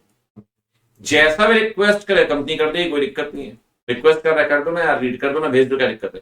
बट एक बात ध्यान रखना, अगर वहां पता चला रिप्रेजेंटेशन में गालियां दे रहा है डायरेक्टर को, हवाबाजी कर रहा है, तो भैया कंपनी उसके रिक्वेस्ट को रिजेक्ट कर देगी। अगर वो एक्ट कर रहा है टू गेन नीडलेस पब्लिसिटी, बस एक बात ध्यान रखना, नीडलेस पब्लिसिटी अगर कर रहा है तो भैया सीधे उसकी रिक्वेस्ट रिजेक्ट करिए। और बस एक बात ध्यान रखना, जब भी ये रिक्वेस्ट रिजेक्ट करोगे एनसीएलटी से पूछोगे, approval of NCLT must be obtain. अब ऐसे नहीं कि अपने मन से वो कुछ भी बोल रहा है नीडलेस पब्लिसिटी, बोला क्या पढ़ तो लो, कह रहा नीडलेस पब्लिसिटी। तो जब भी रिजेक्ट करोगे नीडलेस पब्लिसिटी के आधार पर, इतना तेरी रिक्वेस्ट तेरी रिप्रेजेंटेशन को ना तो पढ़ेंगे ना भेजेंगे, तो पहले एनसीएलटी से पूछ लेना। ठीक, ये है नरोड़ा। इसी के साथ खत्म होता है आपका सेक्शन 140 भी हो गया डन। तो हमने कर लिया 141, हमने कर लिया 139, हमने कर लिया 147, हमने कर लिया 142, हमने ये सारे सेक्शन कर लिए और हमने 140 भी कर लिया।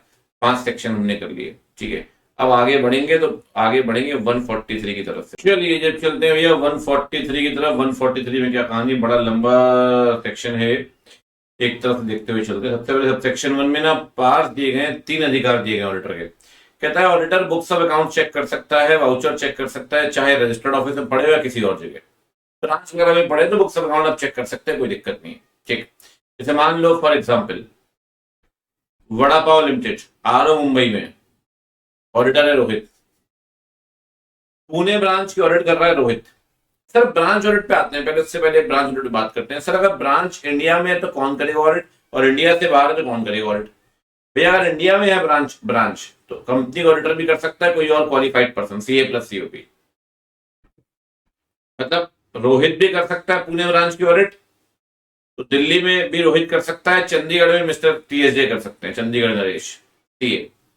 तो ब्रांच की ऑडिट कंपनी ऑडिटर भी कर सकता है कोई और क्वालिफाइड पर्सन। अच्छा ब्रांच इंडिया में हुई तो कंपनी ऑडिटर या कोई और क्वालिफाइड पर्सन उस कंट्री का जहां ब्रांच सिचुएटेड है, जहां ब्रांच सिचुएटेड है।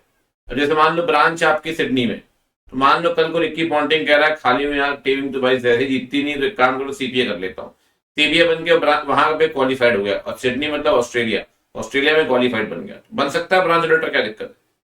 तो ब्रांच अगर इंडिया में होगी तो ऑडिटर या इंडिया वाला क्वालिफाइड पर्सन, बाहर है तो ऑडिटर या बाहर वाला क्वालिफाइड पर्सन। बस एक बात ध्यान रखना, अगर ब्रांच ऑडिटर कंपनी के अलावा कोई और ऑडिटर है, जैसे मान लो टीएसजे, ये कंपनी ऑडिटर तो नहीं, कंपनी ऑडिटर तो रोहित है, तो ब्रांच ऑडिटर अपनी रिपोर्ट बना के कंपनी ऑडिटर को भेजेंगे, कंपनी ऑडिटर को भेजेंगे। अब मुद्दे वाली बात, कल को रोहित 3 ब्रांच के ऑडिट तो खुद ही कर रहा है, कहता है चंडीगढ़ ब्रांच में जाना चाहता हूं, वहां जाके बुक्स चेक करना चाहता हूं। क्या रोहित चंडीगढ़ ब्रांच की बुक्स चेक कर सकता है? क्या रोहित चंडीगढ़ ब्रांच की बुक्स चेक कर सकता है? सर वही तो मैं आपको पढ़ा रहा हूं, चाहे कंपनी की बुक्स आरओ में पड़ी हो या किसी और जगह।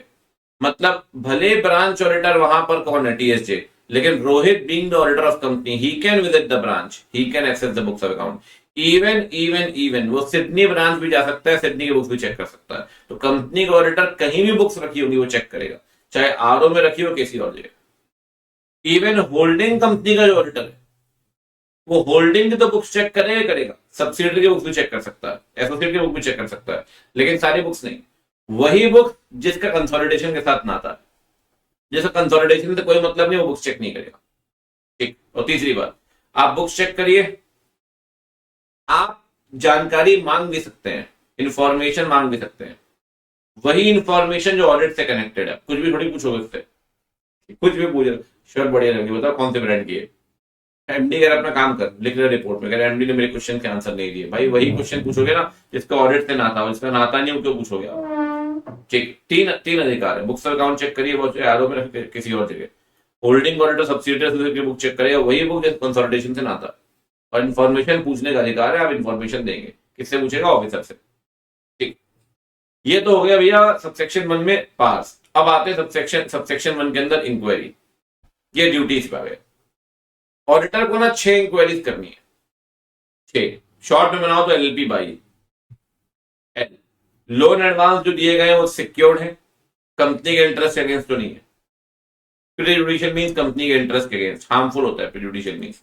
अभी क्या होता है, अगर लोन मैटर 1% का इंटरेस्ट रेट है, रिपेमेंट पीरियड है 99 साल का, तो सर कंपनी को बोलेगा तू पागल है क्या, तूने क्यों दिया लोन? तो ऐसा कौन सा स्टॉक आया कि लोन दे दिया 1% इंटरेस्ट रेट पे? तो लोन दिया तो सिक्योर्ड और कंपनी के इंटरेस्ट के अगेंस्ट तो नहीं है, चेक करिए, पहली बात पूछिए इंक्वायरी। अगला, जो लोन दिया उसे तो आपने डिपॉजिट के तौर पे नहीं दिखाया, जो लोन आपने दिया है उसे तो आपने डिपॉजिट के तौर पे नहीं दिखाया, ठीक। पी, क्या पर्सनल एक्सपेंसेस को रेवेन्यू चार्ज किया आपने? बी, क्या क्या बुक एंट्री वाले ट्रांजैक्शन कंपनी के इंटरेस्ट अगेंस्ट तो नहीं है? बुक एंट्री वाले ट्रांजैक्शन वो होते हैं जो एक्चुअल में नहीं होते। अब मान लो डेप्रिसिएशन बुक एंट्री, मान लो सब्सिडरी को आपने सेल की, एक्चुअल में नहीं की, सिर्फ बुक्स में सेल दिख रही है सब्सिडरी को, बुक एंट्री। ए, क्या शेयर का अलॉटमेंट कैश में हुआ है? अगर हुआ है तो कैश एक्चुअल में मिला है या नहीं? एक्चुअल में मिला है नहीं? भाई हर शेयर कैश में अलॉट नहीं होता, याद करिए, 30 शेयर कैश में अलॉट नहीं होते, तो कैश में हुआ तो कैश मिला कि नहीं? आई, क्या इन्वेस्टमेंट को परचेज प्राइस से कम दाम में बेचा गया आपने? अब मान लो परचेज इन्वेस्टमेंट लिया है 5 करोड़ में, बेच रहे हो 4 करोड़ में, ये तो गलत है ना सर? बस एक बात ध्यान रखना, इसका ये वाला एक्सेप्शन इन्वेस्टमेंट का, बैंकिंग और इन्वेस्टमेंट कंपनी में ये नहीं लिखेंगे, उसका ऑर्डिनरी कोर्स ऑफ बिजनेस ही पे है। लेकिन sir otherwise other than banking और इन्वेस्टमेंट, क्या इन्वेस्टमेंट को परचेज प्राइस से कम दाम में लिखा आपने? लोन एडवांस सिक्योर्ड है, कंपनी के इंटरेस्ट अगेंस्ट तो नहीं है। लोन एडवांस को आपने डिपॉजिट तो नहीं दिखाया। बुक एंट्री वाला ट्रांजेक्शन कंपनी के इंटरेस्ट अगेंस्ट तो नहीं है। पर्सनल को रेवेन्यू चार्ज नहीं किया, पर्सनल खर्चा खुद यूरोप जा रहे हो, डायरेक्टर ये वो सब, और सब कंपनी के नाम बिल फाड़ रहे हैं, ये ठीक थोड़ी है सर। अलॉटमेंट कैश में, कैश मिला है या नहीं? और इन्वेस्टमेंट को परचेज प्राइस से कम दाम में बेचा गया एलएलपी बाई, ठीक। सबसेक्शन 1। सबसेक्शन 2 के अंदर आपको रिपोर्ट बनानी है सर, रिपोर्ट आपको बनानी है। रिपोर्ट जो आप बनाएंगे वो उन अकाउंट्स के आधार पर जिसकी ऑडिट आपने की है। जो रिपोर्ट आप बनाएंगे वो ट्रू एंड फेयर भी प्रेजेंट करेगी। बहुत सिंपल है, मतलब सबसेक्शन 1 में इंक्वायरी करिए, सबसेक्शन 2 में रिपोर्ट बनाइए, और रिपोर्ट में क्या आएगा वो सबसेक्शन 3 में दिया हुआ है। क्या आएगा वो सबसेक्शन 3 में दिया हुआ है। सबसेक्शन 3 कहता है सर रिपोर्ट में सारी बातें आएंगी। मैंने निमोनिक इसका बनाया हुआ है, LLP ABCDEF IPL। IPL is bad, तो पता ही है आपको, अटेम्प्ट के ऐसी खतरनाक बैड आईपीएल। क्या क्या बताओगे सर ऑडिट रिपोर्ट में? क्या अकाउंट्स बनाते वक्त एएस माने गए? क्या books of account properly maintained है? और अभी पढ़कर आए। क्या ब्रांच ऑडिटर ने अपनी रिपोर्ट, अभी पढ़ा ना रिकी पॉन्टिंग और टीएसडी अपनी रिपोर्ट बना के रोहित को देंगे, तो क्या ब्रांच ऑडिटर ने अपनी रिपोर्ट कंपनी के ऑडिटर को भेजी है? 20 से 2 पॉइंट है, 1 और 2। क्या internal financial control consistent adequate है? इंटरनल फाइनेंशियल अभी आपने बोर्ड रिपोर्ट के अंदर भी पढ़ा, अकाउंट्स ऑफ कंपनी वाले चैप्टर में। क्या डायरेक्टर डिस्क्वालीफाइड है 164 के अंदर? सर डायरेक्टर डिस्क्वालीफाइड का वो सर 164 में, 164 आपका सिलेबस का पार्ट है, लेकिन मैं एक बार बताता जरूर हूँ। 164 सेक्शन 2 कहता है अगर कंपनी ने एफएसएआर फाइल नहीं किया लगातार 3 साल तक, या फिर डिपॉजिट इंटरेस्ट डिवेंचर या डिविडेंड नहीं दिया 1 साल तक, एफएसएआर 3 साल तक, या रीपेमेंट नहीं की 1 साल तक, उस कंपनी का हर डायरेक्टर डिस्क्वालीफाइड है इंडिया की किसी भी कंपनी में डायरेक्टर बनने के लिए अगले 5 साल तक। उस कंपनी का हर डायरेक्टर डिस्क्वालीफाइड है इंडिया में किसी भी कंपनी का डायरेक्टर बनने के लिए अगले 5 साल तक, 5 ईयर्स तक। जिस कंपनी की आप ऑडिट कर रहे हैं आप रिपोर्ट में बताइए क्या डायरेक्टर डिस्क्वालीफाइड है? क्या वो सारे एक्सप्लेनेशन आपको मिल गए जो आपको चाहिए थे? ऊपर पढ़ रहे थे ना, पर एक्सप्लेनेशन इन्फॉर्मेशन लेगा ऑफिसर से, तो क्या वो आपको मिल गए? क्या financial statement books of account आपसे बनाया गया? बुक्स ऑफ अकाउंट मतलब कैश बुक, कैश बुक में क्लोजिंग बैलेंस लिखा 18,000 रुपए कैश का, और financial statement balance sheet, balance sheet में लिखा हुआ 1,80,000। टैली नहीं कर रहा ना वो, टैली करना चाहिए भैया। कोई भी ऐसा फाइनेंशियल, यहाँ भी 2 पॉइंट है, कोई भी ऐसा फाइनेंशियल ट्रांजेक्शन जिससे कंपनी की फंक्शनिंग पे एडवर्स इफेक्ट है। अब मान लो एसी खरीदने थे 50, मार्केट प्राइस 35,000 रुपीज है, आपको कायदे से 50 एसी के लिए कोटेशन टेंडर निकालना चाहिए था कंपनी को। आपने क्या किया, बिना टेंडर निकाले, बिना कोटेशन मांगे वेंडर सप्लायर से आपने एसी खरीद लिए 40,000 रुपीज के 50 एसी। सर मार्केट प्राइस 35 है, आप 40 में खरीद रहे हो, 5,000 रुपए आपने एक्स्ट्रा दिए। ये फाइनेंशियल ट्रांजेक्शन है जो ये शो करता है कि कंपनी की फंक्शनिंग एडवर्स है, बेकार है, पुअर फंक्शनिंग है। ये सारी बात आपको बतानी पड़ेगी कहां पर, रिपोर्ट के अंदर। एएस मानी गए क्या? बुक्स ऑफ अकाउंट्स मेंटेन्ड है क्या? क्या ब्रांच ऑडिटर ने अपनी रिपोर्ट भेजी है क्या? क्या internal financial control consistent adequate है क्या? क्या डायरेक्टर डिस्क्वालीफाइड है क्या?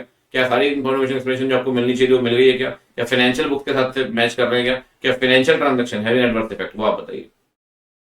ठीक, ये सारी बात आपको बतानी पड़ेगी। ये तो हो गया ABCDEF। अब आते हैं आईपीएल में। क्या जो पैसा आपको जमा करना था वो आपने जमा कर दिया आईपीएफ में। आईपीएफ में याद करिए बहुत पैसा जमा करते हैं, 7 साल के बाद डिविडेंड जमा करते हैं, कोई डिले तो नहीं किया आपने। लॉन्ग टर्म कॉन्ट्रैक्ट के लिए, derivative contract, long term contract के लिए प्रोविजन बनाया गया है, प्रोविजन। और जो भी लिटिगेशन क्लेम पेंडिंग है क्या कंपनी ने डिस्क्लोज किया है? उसके इम्पैक्ट के साथ। ABCDEFIPL, ठीक, मैं फिर से बोलूंगा एक बार। एएस माने गए क्या? बुक्स ऑफ अकाउंट्स प्रॉपर है क्या? क्या ब्रांच रिटर्न रिपोर्ट भेजी है क्या? Consistent adequate internal financial control? क्या डायरेक्टर डिस्क्वालीफाइड है क्या? क्या सारी एक्सप्लेनेशन इन्फॉर्मेशन मिल गई है क्या? क्या फाइनेंशियल स्टेटमेंट बुक के साथ से मैच कर रहे हैं क्या? क्या financial transaction having adverse effect है तो आप बताइए। क्या आईबीएफ में सारा पैसा जमा कर दिया, टाइम पर डिले तो नहीं किया आपने? क्या लॉन्ग टर्म कॉन्ट्रैक्ट डेरिवेटिव के लिए प्रोविजन बनाया गया क्या? क्या लिटिगेशन क्लेम पेंडिंग चल रहे हैं तो बताया गया? ABCDEFIPL। अब आ गया भैया बैड। याद करिए, क्या डिविडेंड जो आपने दिया है वो एज पर 123 दिया है ना? याद है ना 123? ठीक है। क्या अकाउंटिंग सॉफ्टवेयर में ऑडिट ट्रेल का फीचर है? पढ़कर आया लास्ट चैप्टर में। अब हर अकाउंटिंग सॉफ्टवेयर में ऑडिट ट्रेल का फीचर होना चाहिए along with edit log. Edit log plus audit trail feature होना चाहिए। क्या वो फीचर है बताइए। और क्या अल्टीमेट बेनिफिशियरी के केस में, आपने ये बात नोट्स में बताई है, ये ऑडिट के अंदर ही पढ़ते हैं। आपको ना सिर्फ इतना ही लिखना है, क्या नोट्स में बताई गई है। वैसे क्या होता है सर अल्टीमेट बेनिफिशियरी, क्या बताना पड़ता है नोट्स में? अल्टीमेट बेनिफिशियरी क्या होता है सर, और नोट्स में क्या बताना पड़ता है? ये देखो अल्टीमेट बेनिफिशियरी, ये एंटिटी 1 है, इसने लोन दिया एंटिटी 2 को। लोन एंटिटी 2 वही पैसा आगे लोन या इन्वेस्टमेंट के तौर पे एंटिटी 3 को दे रही है। तो कहीं ना कहीं एंटिटी 1 का पैसा ही इसके पास जा रहा है एंटिटी 3 के पास। बस बीच में एक मिडिल मैन बैठा हुआ है। ये मिडिल मैन को बोलते हैं इंटरमीडियरी। ये इंडिया में बैठ सकता है, इंडिया से बाहर भी बैठ सकता है, कोई दिक्कत नहीं। और जो पैसा एंटिटी 3 में लगा, एंटिटी 3 में, वो है तो एंटिटी 1 गई, आया एंटिटी 2 से, फिर E1 से E2, E2 से E3, वो है तो E1 गई पैसा। अल्टीमेटली बेनिफिशियरी कौन है उस पैसे का? अपन पढ़ते हैं ना बेनिफिशियल ओनर, तो अल्टीमेटली बेनिफिशियरी, तो इसे बोलते हैं अल्टीमेट बेनिफिशियरी। अल्टीमेट बेनिफिशियरी तो या तो E2 लोन इन्वेस्टमेंट देगा, या मान लो E3 को बैंक से लोन मिल रहा है तो उस लोन के लिए गारंटी सिक्योरिटी देगा। तो 4 चीजें दे सकता है E2, या तो लोन, या इन्वेस्टमेंट, या उसके लोन के लिए गारंटी या सिक्योरिटी। इंटरमीडियरी आपको देगा, उसको लोन वहां से आया, इस अंडरस्टैंडिंग के साथ कि वो पैसा जो E2 को E1 दे रहा है, E2 आगे E3 को देगा। तो क्या होता है, अल्टीमेट बेनिफिशियरी को ना अपने नोट्स में सारी बातें बतानी पड़ती हैं। कितना पैसा E1 ने E2 को दिया है, यूबी ने इंटरमीडियरी को, कितना इंटरमीडियरी ने आगे दूसरे को दिया है E3 को, कितने का गारंटी सिक्योरिटी दिया है इंटरमीडियरी ने E3 को, ये सब आपको नोट से बताना पड़ता है। तो यहाँ पूरी कहानी नहीं है, ऑडिट में पूरी कहानी आती है। यहाँ सिर्फ इतना कि भाई इतना पैसा दिया है वो सारा डिस्क्लोज किया गया है ना नोट्स के अंदर, ये आप बता देना। Beneficiary, ultimate beneficiary, accounting software, dividend, ABCDEFIPL, bat. ठीक है भाई, चलिए ये हो गई कहानी डन। चलिए जी अब चलते हैं भैया आगे। कहानी क्या बोलती है, 5 6 7, अच्छा सबसेक्शन 3 अपन ने पढ़ लिया था, ABCDEFIPL और बैट। सबसेक्शन 4 कहता है सर, एक बात ध्यान रखिए, अगर आप कोई भी ऊपर जितने भी क्वेश्चन दिए गए हैं कि भाई आपने एएस माना है क्या, ये सब कुछ, अगर कोई भी एडवर्स रिमार्क देते हैं, कोई भी क्वालिफाइड आंसर देते हैं, तो रीजंस देने पड़ेंगे ऑडिटर को, ठीक। सबसेक्शन 5 6 7 कहता है भैया C&AG जो है ना, ये ऑडिटर को अपॉइंट करेगा गवर्नमेंट कंपनी में, और डायरेक्शन भी देगा। बताएं ऑडिट करनी कैसे। ऑडिटर ऑडिट करेगा एज पर डायरेक्शंस, अपनी ऑडिट रिपोर्ट बना के C&AG को देगा। C&AG के पास 60 डेज के अंदर 3 राइट्स हैं। या तो C&AG कमेंट करेगा ऑडिट रिपोर्ट, तो उसे कुछ लगता है कमेंट करना तो कमेंट करेगा। अगर लगता है नहीं सप्लीमेंट्री रिपोर्ट देनी है अलग से, बहुत सारी बातें हैं, नहीं भैया कमेंट से नहीं होगा, सप्लीमेंट्री रिपोर्ट दे दो। और अगर उसे लगता है कुछ भी गड़बड़ पाया गया, सप्लीमेंट्री ऑडिट करवानी है, दोबारा ऑडिट करवाओ, 3 अधिकार है। जो भी कुछ करना है 60 डेज के अंदर, या तो कमेंट करेगा, सप्लीमेंट्री रिपोर्ट देगा, सप्लीमेंट ऑडिट करवाएगा, जो भी करवाएगा 60 डेज के अंदर। और एक बात ध्यान रखिए, जो भी कमेंट्स होंगे C&AG के, जो भी सप्लीमेंट्री रिपोर्ट होगी, जहां जहां मेन रिपोर्ट जाएगी वहां वहां सप्लीमेंट्री रिपोर्ट जाएगी। अगर मेन रिपोर्ट AGM में प्रेजेंट होगी तो सप्लीमेंट्री रिपोर्ट और कमेंट्स ही प्रेजेंट होंगे। अगर मेन रिपोर्ट अभी पढ़कर आए ऊपर आप, Feb 3 सर्कुलेट होगा AGM से 21 दिन पहले, तो ये भी कमेंट भी सर्कुलेट होंगे। जहां जहां मेन रिपोर्ट जाएगी वहां वहां कमेंट जाएंगे। ये है 5 6 7। 5 कह रहा है भैया ऑडिटर को अपॉइंट करो, डायरेक्शन दो, वो आपको रिपोर्ट बना के देगा।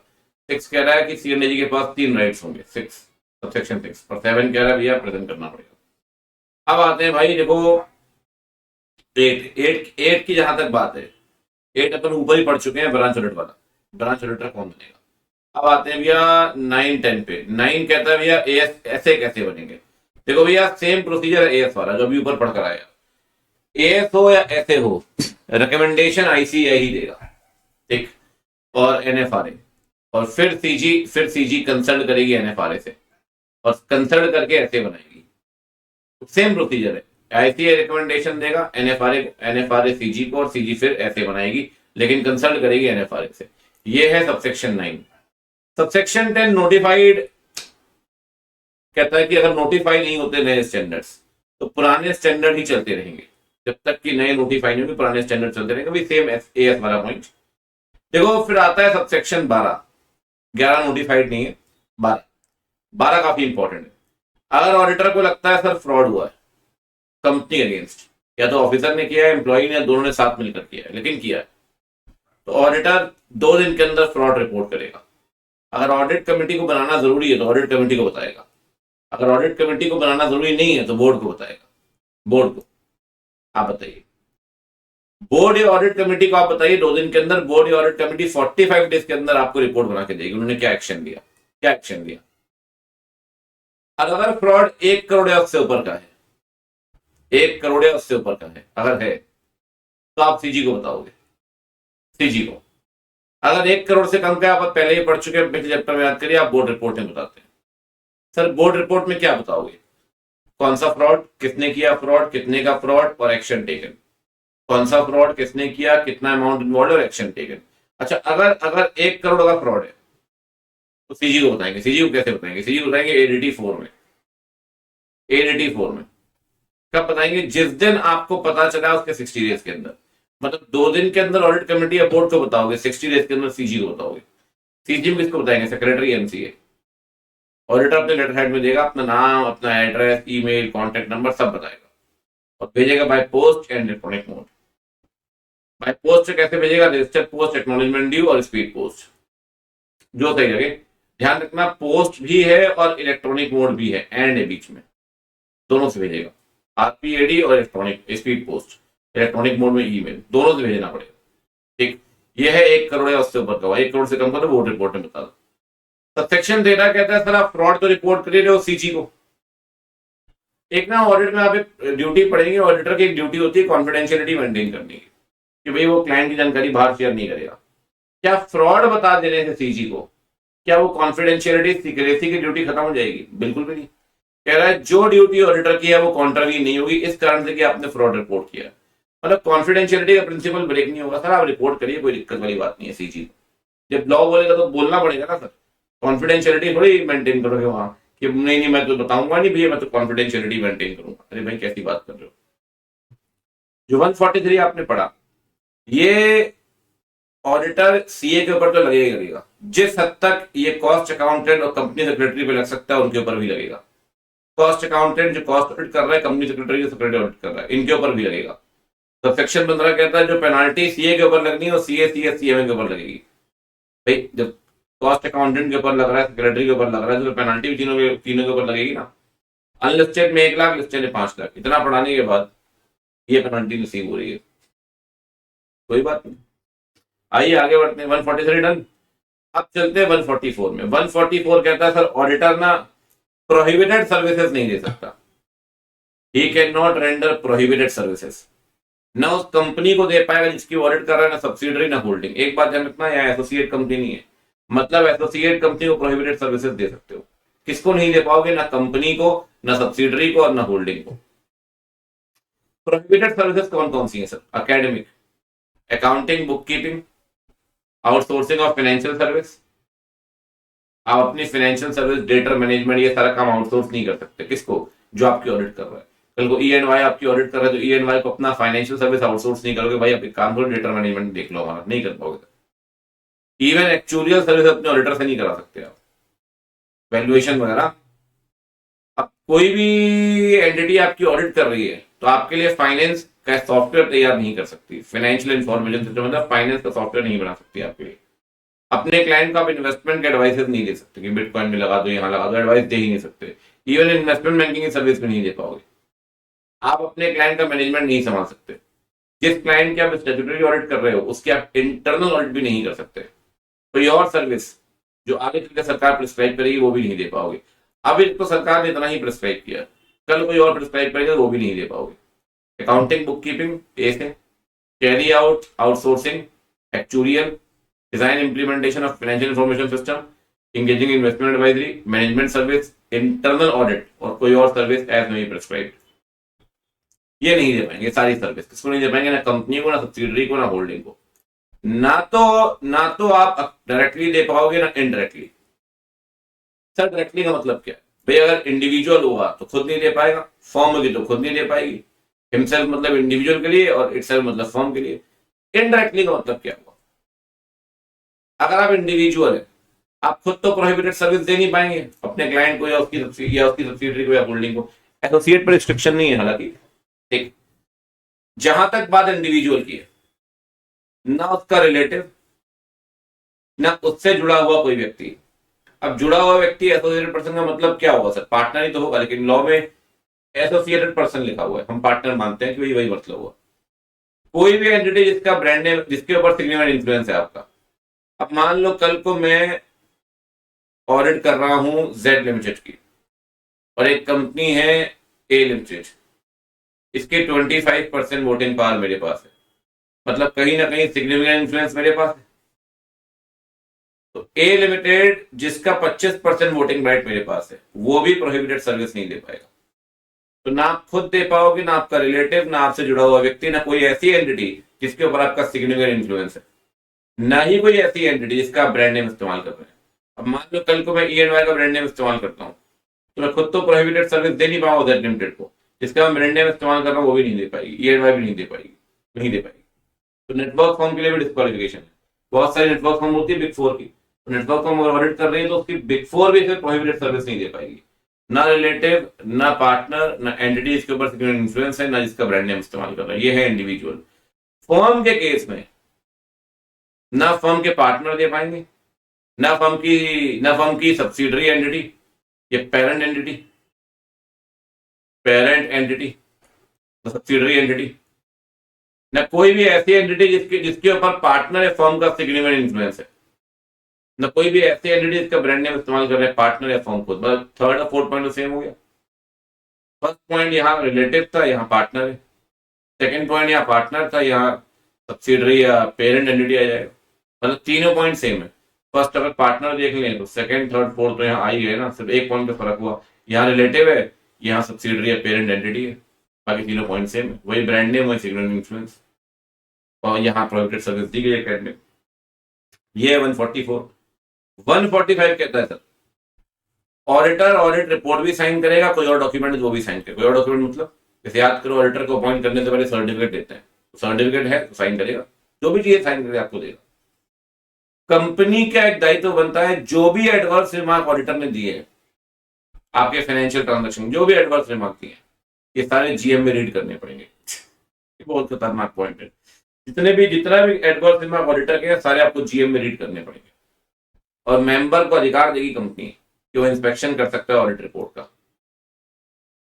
ठीक, एक ड्यूटी ऑडिटर की साइन करेगा, एक ड्यूटी कंपनी की रीड करेगी एडवर्स रिमार्क, एक ड्यूटी कंपनी की अवेलेबल कराएगी इंस्पेक्शन बाय मेंबर। इतना ही 145।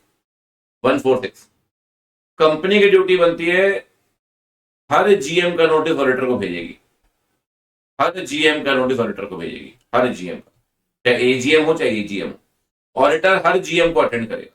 अनलेस अनटिल एग्जेम्पशन ना मिला, अब तबीयत खराब है, शादी है, नहीं जा पाए, कोई दिक्कत नहीं, ऑडिटर या तो खुद जाएगा बाय हिम या उसका रिप्रेजेंटेटिव का भी सीए प्लस सीओपी होना जरूरी है। रिप्रेजेंटेटिव का भी सीए प्लस सीओपी होना जरूरी है। और ऑडिटर के पास एक राइट है, ड्यूटी क्या कंपनी की नोटिस भेजेगी, ऑडिटर की ड्यूटी अटेंड करेगा। ऑडिटर के पास राइट है, जीएम में अपनी बात रख सकता है, राइट टू बी हर्ड, लेकिन वही बात रखिएगा जिसका ऑडिट से नाता है। जिसका ऑडिट से कोई नाता नहीं, वो बकवास नहीं कर सकता, कुछ भी बोल रहा है कि कौन से आपने लोकेशन पे करवा दिया, कहाँ करवा दिया, ये वो, एक कोई लोकेशन है, अरे आम झाम की बातें मत करो, वही बातें करो जिसको ऑडिट से नाता है। ठीक, ये है 146। नोटिस भेजेगी, आप अटेंड करिए और आप अपनी बात रखिए। 148 कॉस्ट ऑडिट। देखो भाई, कॉस्ट ऑडिट में ना रूल 3 में कॉस्ट रिकॉर्ड पढ़ने हैं, कौन सी कंपनी को कॉस्ट रिकॉर्ड बनानी है, वो कॉस्ट रिकॉर्ड कैसे बनेंगे, रूल 5, कौन सी कंपनी कॉस्ट ऑडिट कराएगी, रूल 4, और कॉस्ट ऑडिट कैसे करवाएगी, रूल 6। तो आइए पहले चलते हैं रूल 3 में, कौन सी कंपनी कॉस्ट रिकॉर्ड बनाएगी। हर एक कंपनी इंक्लूडिंग फॉरेन कंपनी, जो या तो गुड्स बना रही है या सर्विस दे रही है। ये गुड सर्विस कौन सी, याद के लिए टेबल पढ़ते हैं आप, टेबल ऑफ रूल 3, पूरा टेबल दिया हुआ, regulatory sector part A, non regulatory part B, table of rule 3, goods दे रहे हैं सर्विस, जिनका ओवरऑल टर्नओवर 35 करोड़ रुपए पिछले साल में, इमीडिएटली प्रीसीडिंग फाइनेंशियल ईयर, सारे प्रोडक्ट सर्विस मिलाकर वो कॉस्ट रिकॉर्ड बनाएंगे। Every company including foreign company goods बना रहे हैं, सर्विस दे रहे हैं, टेबल ऑफ रूल 3 में दिया गया, ओवरऑल टर्नओवर 35 करोड़ रुपए पिछले साल में, वो कॉस्ट रिकॉर्ड बनाएंगे। दो एंटिटीज एग्जेम्प्टेड है, माइक्रो और स्मॉल। माइक्रो और स्मॉल जिन्हें डिफाइन किया गया एमएसएमईडी एक्ट में, micro small medium enterprise development act, इन दोनों को कॉस्ट रिकॉर्ड बनाने की जरूरत नहीं है, ना माइक्रो को ना स्मॉल को। दूसरी तरफ कॉस्ट रिकॉर्ड कैसे बनेगी सर, CRA 1 में फॉर्म नंबर। सर क्यों बनाते हैं कॉस्ट रिकॉर्ड, क्यों, क्या कंप्यूट करेंगे कॉस्ट रिकॉर्ड से, कंप्यूट करेंगे पर unit cost, total cost of production, cost of sales, सारी कॉस्ट जोड़ दोगे ना, कॉस्ट ऑफ प्रोडक्शन भी, बाकी कॉस्ट भी, फिर निकलेगा मार्जिन। तो 4 चीज कंप्यूट कर पाएंगे, पर unit cost, total cost of production, total cost of sale, margin.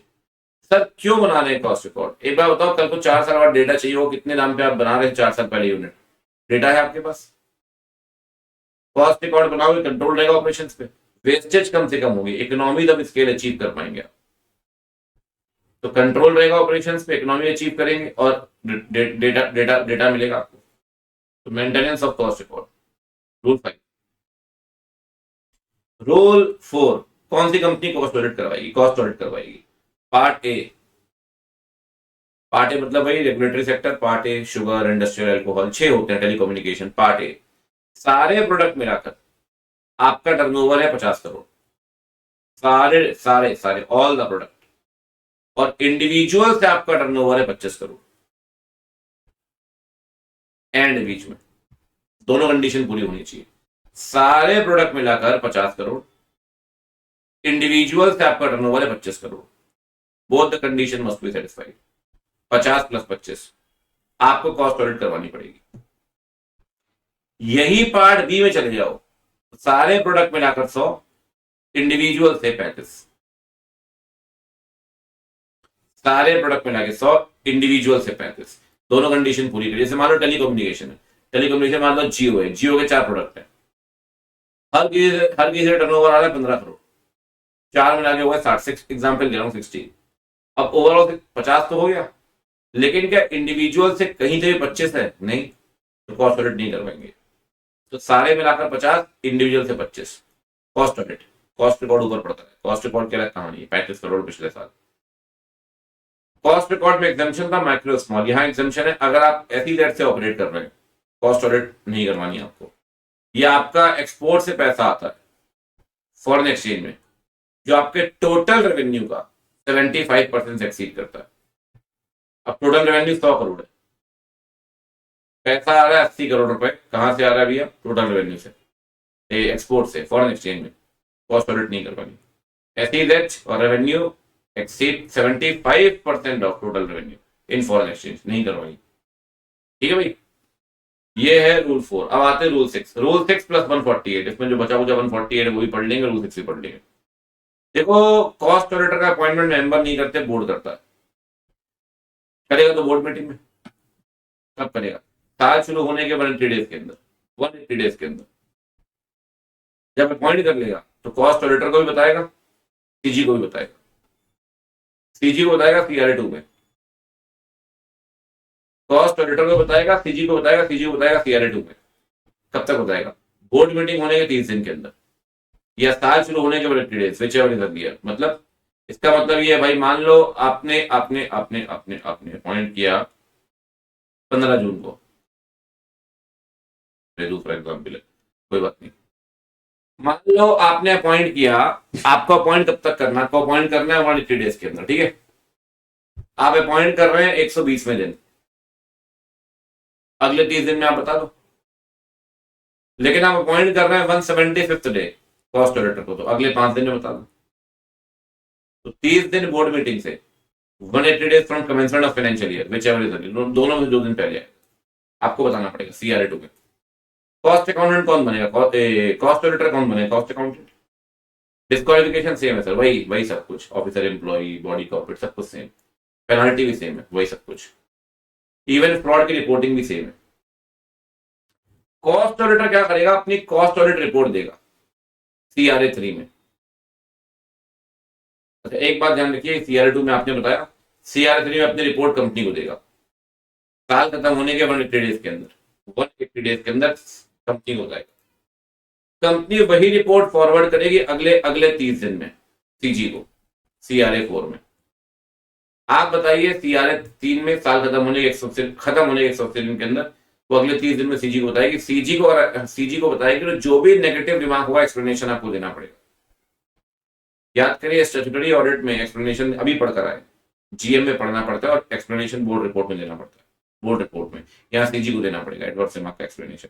CRA 4 में भी 30 दिन में दिए तो ऑफिस कब तक होल्ड करेगा, जिस दिन कॉस्ट ऑडिट रिपोर्ट देगा उस दिन ऑफिस खाली कर देगा, नहीं तो ऑफिस खाली करेगा 180 डेज के अंदर साल खत्म होने के, विच एवर इज अर्लियर।